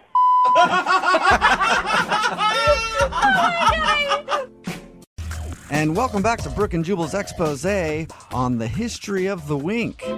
The wink really started catching fire in the 20s when it was the best time to let your gal know that you knew of the closest speakeasy. You'd throw her a wink, and then you guys could go drink all night long at some seedy bar. But it was really the 70s where the wink really caught its stride. And groovy cats were winking at all the foxy ladies, taking them down to the disco to do the hustle and the wink. Wow, I feel like I've just been schooled. But sadly, after the 70s, the wink fell on hard times. Oh, yeah, it did. And it's sort of been dead since the 90s. But now it's been revived by one man named Ryan, who's on the phone for a second date update right now. And Ryan apparently met the girl he wants to call today because of a wink. Single-handedly reviving Yep, you're reviving the wink, Ryan. Interesting. I didn't know winking still happened. Oh, yeah. I wink at everyone. Oh, you wink at everyone. You're just throwing them out there willy-nilly. Like, doesn't matter what they're like. You're just winking away. It's a bold move. Oh, no, she winked at me. Oh, okay. Yeah, I've winked before, but no, she winked at me. Oh, wow. A lady bringing the wink back. That's weird, man. I've not heard of anybody meeting through a wink. So tell us about the girl you want to call today. What's her name? Her name is Paige. So we were at a house party, right? And I saw her across the room. She was smiling and laughing with her friends. Okay. So then I just casually walked over and I said to her, hey, I saw you winking at me from across the room, which she didn't, but I said it anyway. Oh, okay. She didn't really wink. I see. Yeah. All right. Did she think that was cute, obviously? Well, no, at first she was kind of weirded out and said, no, I did not wink at you. But then I said, no, let me double check. Let me take a moment and let's reenact this. So I went back across the room and I waited for her to wink again, although she didn't. But I walked across the room again and I said, I'm pretty sure you winked. I'm almost positive. So then she started laughing. Oh, she did laugh. Okay. Thought it was okay. funny. I mean, All right. basically, when you went across the room, you gave her an out to leave, so she was interested. Well, at least it worked. Yeah. So did you guys just hang out that night, or did you go on a date? So we hung out for about an hour. We just talked about life and our goals and what inspires us. And wow. It was really, really cool, yeah. You guys got deep quick. Yeah, it was kind of surprising, actually. I didn't expect that, considering how corny my pickup line was. Yeah, right? Not bad. So did you guys go out on an actual date? Well, no. I mean, that was technically, I guess, the first day of hanging out at the party. Okay, so you've been trying to get her to go out with you again after meeting her at this Yeah. party, and she is not calling you back, or what? Well, so it kind of ended a little weird. I asked to call her, and she said yes. But then instead of, like me giving her a kiss on the cheek or, like a hug or some kind of embrace, she just reached out with her hand, basically was signifying a handshake. And you didn't slap her hand away and be like, no, we kiss over here, and then... Well, I didn't quite know what to do with that. She just kind of reached out, and I was like, what is she doing? And then I realized it was a handshake, so I kind of just slowly went in and shook her hand. I mean, that is a setting her boundary move, right? Like, that's her letting you know this is where I'm at right now. Yeah, I guess so. I mean, it was a first for me. I've never had a connection with a girl, and then she wants me to shake her hand. Otherwise, she seemed interested? Well, okay, so there was this point in the night where we were conversing. We actually moved rooms because it was really loud in the room we were in, so we had a hard time hearing each other. And we went upstairs just to find a quiet spot just to chat, and we accidentally walked in on some people. Oh, it sounds like they weren't just people sitting in the room, like... And how many people are we talking about that you walked in on? Look, I'm not going to go into details about that, but let me just say we basically walked in and immediately it was one of those movie moments where we slowly walked out and closed the door slowly. Yeah. we don't belong I had no idea that Chad could twist in those ways. Yeah. Did her demeanor change after that? Did she go from friendly to maybe a little colder or anything? She definitely felt awkward. And I mean, I didn't at first. Of course, that changed once I kind of put two and two together, and she might have thought I was bringing her up there to join them.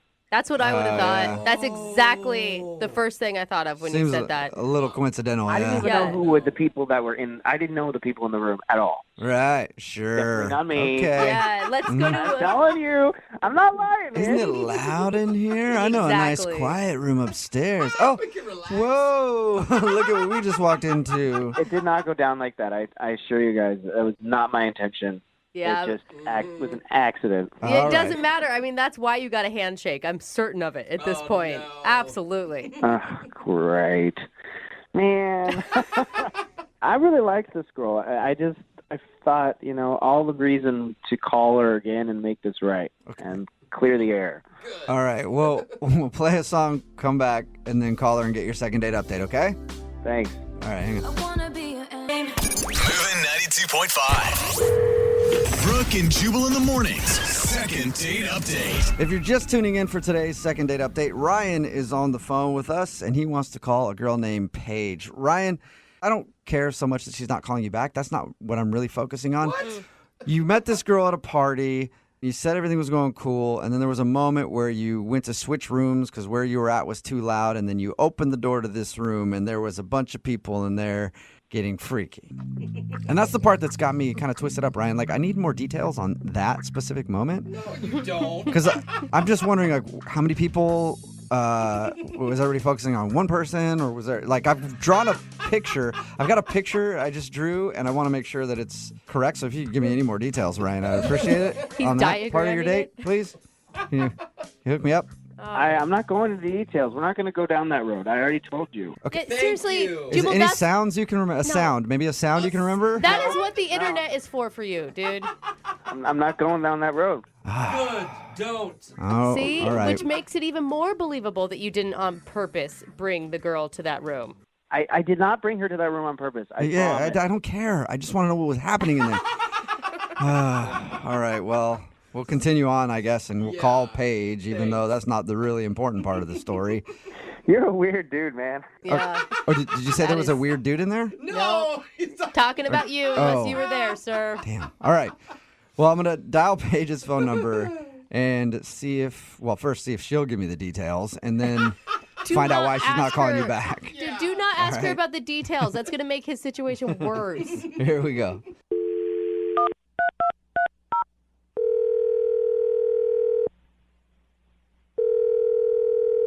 Hello? Hi, is this Paige? Yes. Who's this? Hey, Paige, this is Jubal from Brooke and Jubal in the morning. Get out. Hey, Paige. I don't want to get out right now. I want to talk to you more. I don't think she meant literally. What are you doing? Standing That's a in good question. front of a microphone talking to you on the phone right now? What are you doing? I'm surprised that you guys are calling me. What's up? Not much. Paige, you sound so cool. I want to hang out with you already. You're just chill. I am cool. Yeah. Thank you. We'd have fun. You sound cool, and the dude that went on a date with you and wants to call you for a second date update thought you were cool too. Oh, that's why you're calling me. Mm-hmm. Okay. Do you know who would want to do a second date update with you? Not really, no. I think this one would be confusing because I wouldn't even consider your first hangout an actual date. Okay. His name is Ryan. You remember meeting a dude named Ryan at a party? Oh. He said that he met you at this party and he's been texting you to hang out, but you have not gotten back to him. That's true.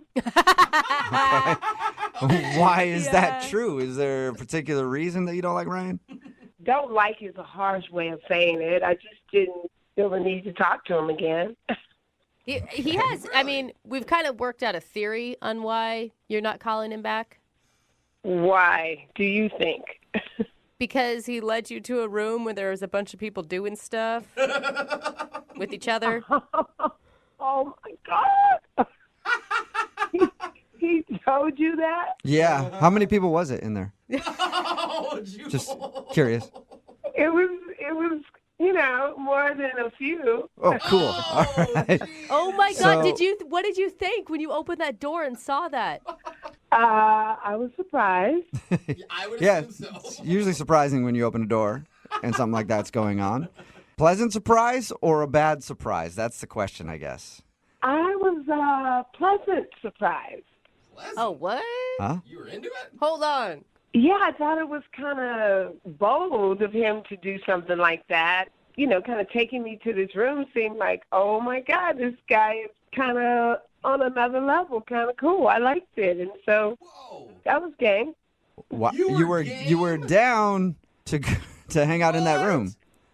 Well, I was until first he kind of pulled me a little bit, and I kind of held, I stood kind of strong, trying to let him know it was cool.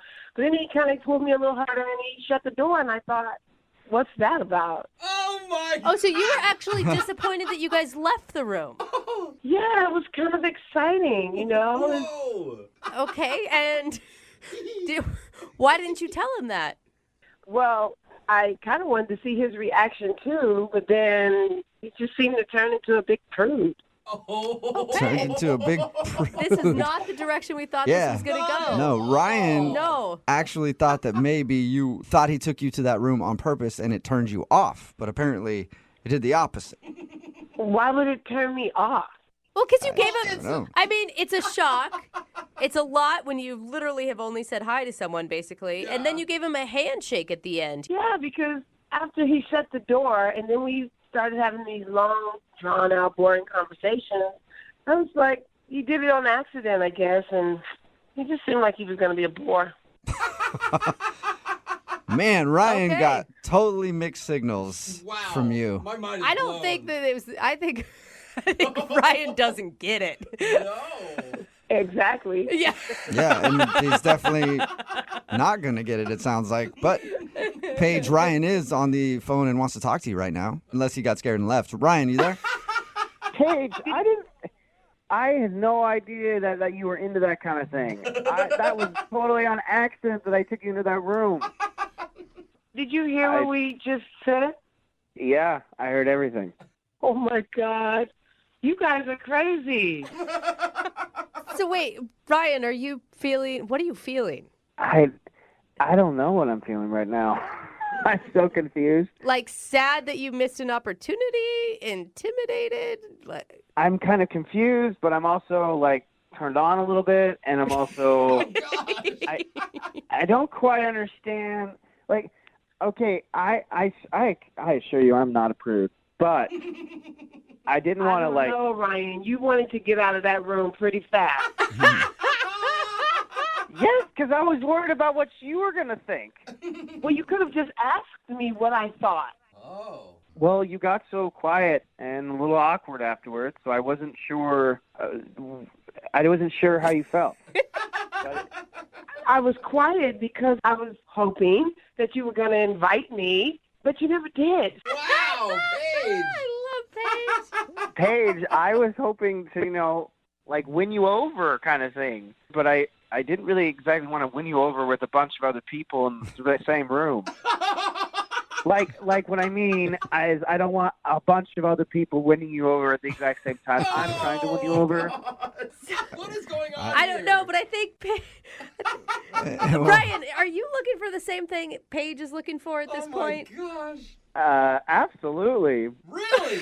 You are? I don't think you even know what Paige is looking for. I don't either, but I want to go down that road. Okay, you're ready to try it out. Well, in that case, Paige, would you like to go out on a second date with Ryan and maybe many others? I don't know, but we will pay for you two to go out at least. It was spontaneous, right? That moment was so brand new and spontaneous, and he didn't seem down at the time. Ryan, you just didn't pick up the signals, and I just, I don't think it would be right to go on a second date and not feel like you can be spontaneous. Are you serious? We can't go back and relive that moment, so... Yes, we can. I'm all about living in the moment, Paige. All right. I know a bunch of parties where all of that's going on constantly. Oh my gosh. You do? Yes, my friends are freakadelic. They like do crazy I don't know if I believe him. Yeah, but now I don't know. Now I'm going to go, and you're going to be expecting me to want to do something like that. And then what if I want to do something different? Yes. What are you going to do, Ryan? She brings up a good point. Paige, if you're asking me to watch, I can watch. I've done it before. I'm a pro. I'm a pro. What do you think? Paige, is any of this like attractive to you? I just think, our time is over, Ryan, and, you missed it. That my God. boat has sailed. Damn it. All right, well, Ryan, I'm sorry you didn't get a second date. And Paige, I'm sorry that Ryan didn't seize the moment. And I'm sure you'll find other opportunities, though, if you just keep your eyes open. There's no way that this could be my life. You know what, Ryan? Why don't you text me when you're at one of those parties, and if I see you around, I see you around. How about that? Done. All right. Well, Brooke and Jubal in the morning. text in at 78592 that says, wow, I need a page. A lot of people are feeling that way. It's Brooke and Jubal in the morning talking about today's second date update. If you missed it, this dude Ryan wanted to call Paige. They went to a party together. That's where they met. Actually, they didn't go together, but they met there. And she wasn't calling back. He thought she wasn't calling back because there was an awkward moment where they walked in on some people having fun in a room. I think you know what I mean by having fun. Yep. And more than one person, more than two And people, if you lots of don't, people. Sorry for the conversation you just had to have with your kids in the car. He thought maybe she thought he planned that, was trying to get her to do it, and that's why she wasn't calling back. But in reality, she wasn't calling back because he didn't invite her into the room. Yeah. That's so crazy. And that he was super awkward about it Yeah. afterwards. She's so chill. She thought he was a prude. Yeah, and she's like, you know what? If we run into each other at a party, it's going to be cool. But Yeah. But other than that, we can't go out again. Sorry. And I don't have that much coolness at all. Well, maybe you can hang out with Paige and learn a thing or two, or three, or four, Shoot, or five. I think Who knows? she could teach me a lot. Remember, if you want to do a second date update, all you have to do is email the show, and we will call the person who didn't call you back. Move at 92.5. Brooke and Jubal's second date update. A dude named Mike is on the phone for a second date update today. He said he went on a double date with the girl he wants to call. I've only been on one double date, and it worked out great for me. I got in an argument with the girl that I was with and then ended up leaving everybody. Why is So that I don't great? think double dates are very good, and so it's no wonder that Mike's not getting a call back after his double date. Oh, my gosh. Mike, did you guys argue on the actual date, and then you just ditched out? No, that didn't happen. Good. my That's God. not normal. That is so awkward for the other three people that were with you. She was terrible. She was a horrible person. Oh my God. Anyway, it's not about me. It's about you right now, Mike. What's the name of the girl you want to call today? Her name is Erin. Erin. All right. And where did you meet Erin? So we actually met at a bar crawl. Okay. A few weeks ago, we had a 7-legged bar crawl. What is a 7-legged one? It was pretty much you and a group of friends get tied at your legs, like 6 of us tied at your legs. What? And you just go to bars all night and drink. What? And you're tied together? How do you fit through anywhere? It's Like an if you're 6 people deep. And you have to actually crawl. Yeah, that's part of the fun. I mean, you have to figure it out or you just won't make it, you know? Okay. But wait, how do you hit on a person when you have 6 other people tied to you? Are they all just standing there awkwardly listening to your... I mean, it's like if she didn't like me, she couldn't run away, right? Wait, so she was Oh, wait. was she tied to you? Was she in the group of people that were tied together? Yeah, she was. Oh, okay. I So- see. Okay, I got thought it. it was like one 7 group of people tied together talking to another 7 group of people. I Me get too. it now. I thought that too. No. So yeah, she was really chill, and we actually ended up, talking a lot about, movies and kind of other things that we were into, and I take it she was tied right next to you and not like at the end of all the people and you weren't yelling down the line. yeah, she was right next to me. Okay. So did you ask her out that night? Well, actually, at the end of the night, we all ended up getting really, really faded, and I worked up the courage to ask her out. I thought you may be going somewhere else with that. You're like, we're all drunk, we're all tied up already. Ended up back at A little bit of bondage, a little bit of, I don't know. I mean, we're Okay, already well, so tied you up. you got drunk enough to ask her out. That's it. Yeah. Okay. But my roommate was also in our group, and she got to know her too, and they kind of hit it off also. So I suggested a double date with my roommate and I. Okay. Cool. So I invited Erin over to be my date, and I got my roommate to invite her guy over to be her date. What'd you guys do when you went out? So we invited them over to our place, and we drank, and then we made our way down to the bars again.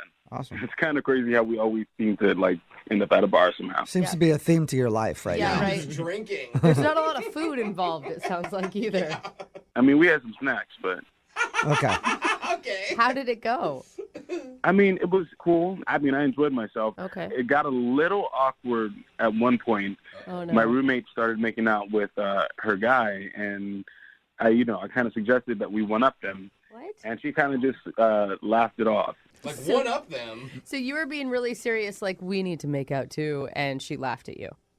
Well, I thought I was being, smooth with that line. I thought I was going to get at least a little peck on the cheek or something. But yeah, she just kind of laughed it off. Okay. So did you not get a kiss at all? I didn't, no. Okay. And was that just the end of the date? You guys just hung out for a little while watching your roommate make out with her date and she laughed? No, it got a little awkward, so we pretty much just ended up getting the check and calling it a night. So what got awkward? Just that you were sitting there staring at your roommate swapping saliva? Yeah, pretty much. Yeah. But yeah, I offered to get her an Uber back in case she wanted it. And she actually took me up on my offer, so. Okay. Okay. So you got her an Uber home, and have you talked to her since? I've tried calling, but it just goes straight to voicemail, so. Nothing. Oh, it doesn't even ring? Yeah. Sounds like you've been blocked or something. Yeah. I don't know. Hopefully not. All right. Well, we'll try to find out. We'll play a song and then come back and call her and get your second date update, okay? All right. All right. Hang on. Moving 92.5. Brooke and Jubal in the mornings. Second date update. Usually when a first date starts, we're being tied up to a group of other people, and there's all kinds of making out going on. I mean, usually you're in for a lot of fun. That's a success. But apparently that didn't happen for Mike. He wants to call a girl named Erin today who isn't calling him back. They actually met at a 7-legged bar crawl. I guess him and 6 of his friends were all tied together, and she was one of those people. Then he ended up asking her out. She hung out with him and his roommate and another dude on a double date. Yeah. Things were going okay, but then it got awkward when his roommate started making out with her date in front of them. He made a joke like, maybe we should try to one-up him. She wasn't into that. And then she got an Uber home and hasn't called him since. So see if we can find out why. All right, Mike, you ready to call her? Yeah, let's do it. Have you ever thought that maybe, just maybe, she isn't calling you back because she doesn't know you sober at all? No. I mean, I don't know her sober either, so it's kind of the same thing, right? Yeah, you could hate her sober. You might not even want to call her, but we'll find out. We'll see if she's sober when we get her on the phone, okay? All right. All right, here we go.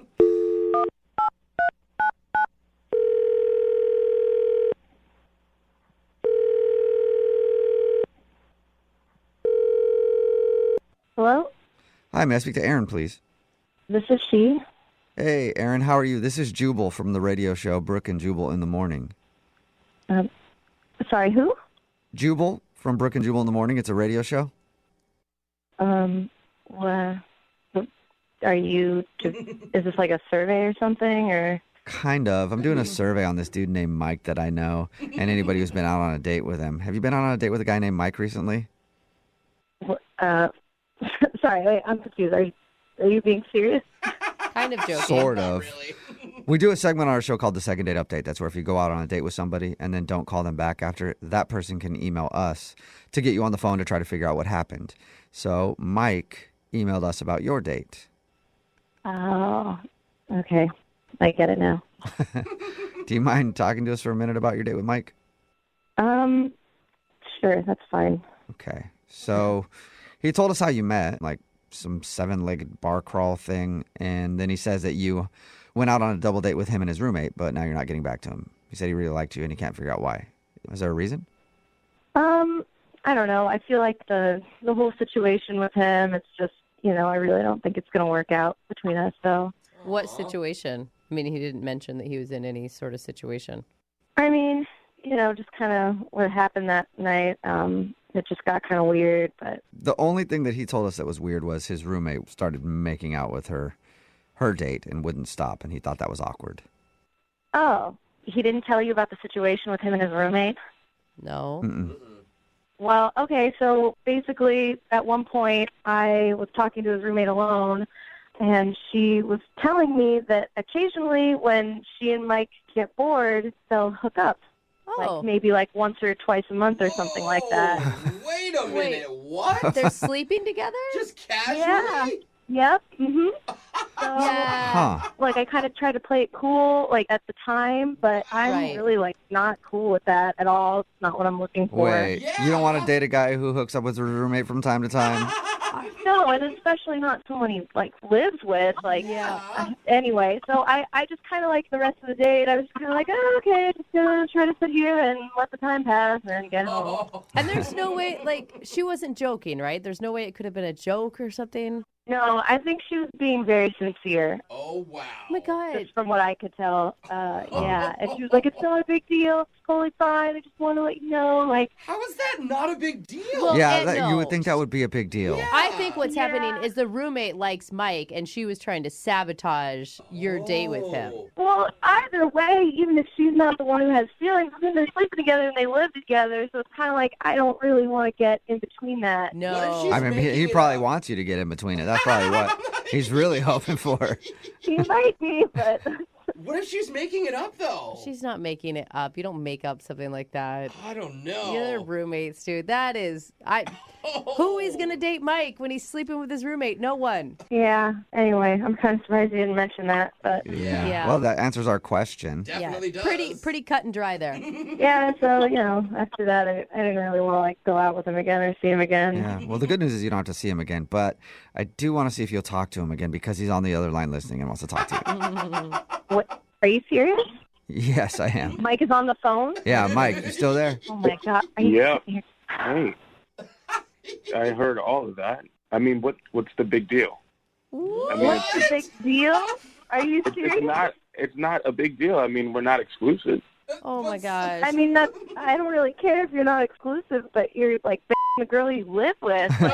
Your roommate. Only once in a blue moon, and it's purely physical. You know what I mean? So, we're not exclusive, and I don't know why this is a big deal. For real. You don't know why that's an issue. You're sleeping with somebody that you live with. No, I mean, are you trying to pressure me to be your boyfriend? Is that what you want? Oh, my God. Women always trying to, ruin your life right away. No. I mean, it seems like you're trying to pressure me to not see other ladies. No, you can go ahead and see other ladies. I'm looking for someone who doesn't have your situation going on. Yeah. I mean, Mike, think about it. How could she ever trust you if you guys did start a relationship? Yeah. I mean, my roommate's dates are cool with it. I don't see how you wouldn't be cool with it. Well, it's just what if you're just sitting around and we're starting to get serious, but one day, what if I'm out of town and you just get really bored and you hook up with her and what then? It just then. Well, if that did happen, I'd tell you. I'd be honest about it.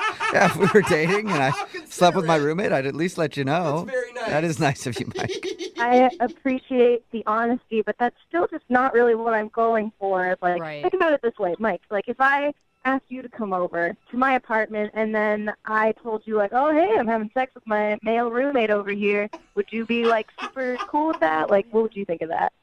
I mean, I just want you to call me after you've showered. Dang, wow, man. That is... I mean, I'm just saying, we should be allowed to date other people. Why do you care who I date? We're not exclusive. Did we sit down and have a conversation and say, hey, I'm your boyfriend, you're my girlfriend? That we did not have that conversation. Obviously, we haven't had that kind of conversation. And it's different, too, when the person that you're, seeing just lives just 10 feet away from you all the time. I mean, that just makes it even weirder. I can't. It's just not something I'm into. Mike, why aren't you just dating your roommate? No, I'm not into her like that. I mean, that's just weird. Oh. Yeah, it's weird Weird. to date someone that you're sleeping with casually who happens to live with you, too. Odd. I'm with you there on that one, Mike. I mean, honestly, have none of you guys hooked up with any of your friends because you've been bored? Yeah, but it wasn't multiple times a month, and I didn't live with them. I mean, I highly recommend it because it's pretty fun and it's pretty convenient. Very convenient, too. So you hear that, Aaron? It's convenient. Yeah. Oh, yeah, I'm sure it is. Wow. Well, I mean, keep it on, Mike, but I don't think I'm going to have any part of that. Well, hold on, Aaron. Before you get to that, let me just ask you, would you like to go on a second date with Mike? We will pay for it. No, I'm sorry, no. Oh, shocking. Oh, man. Aaron, how about this? How about you come over one night with my roommate? We can all, have dinner and talk this over. Uh-huh. Sounds like something Yeah, else. it sounds like you got something else planned, Mike. Yeah. Have some drinks. I think, Mike, you guys just have different boundaries, right? I think so. Yours are a little bit more open than hers. A lot more open. I mean, she's definitely open to come over whenever she wants. Oh, okay, Aaron. Well, I'm sorry. You turned down the date, but you got an open invite over to Mike's place whenever you want it. That's kind of nice, right? Thank you. All right. Well, appreciate you telling us why you didn't call him back. And Mike, maybe be more upfront about that with other dates that you go on, and you might find a girl that's right for you. Or don't say it at all. Or just, again, start dating the roommate. Ew, I would never date her. She's like my sister. All right. It's getting worse. Getting even worse for you, Mike. Take care, man. Brooke and Jubal in the morning.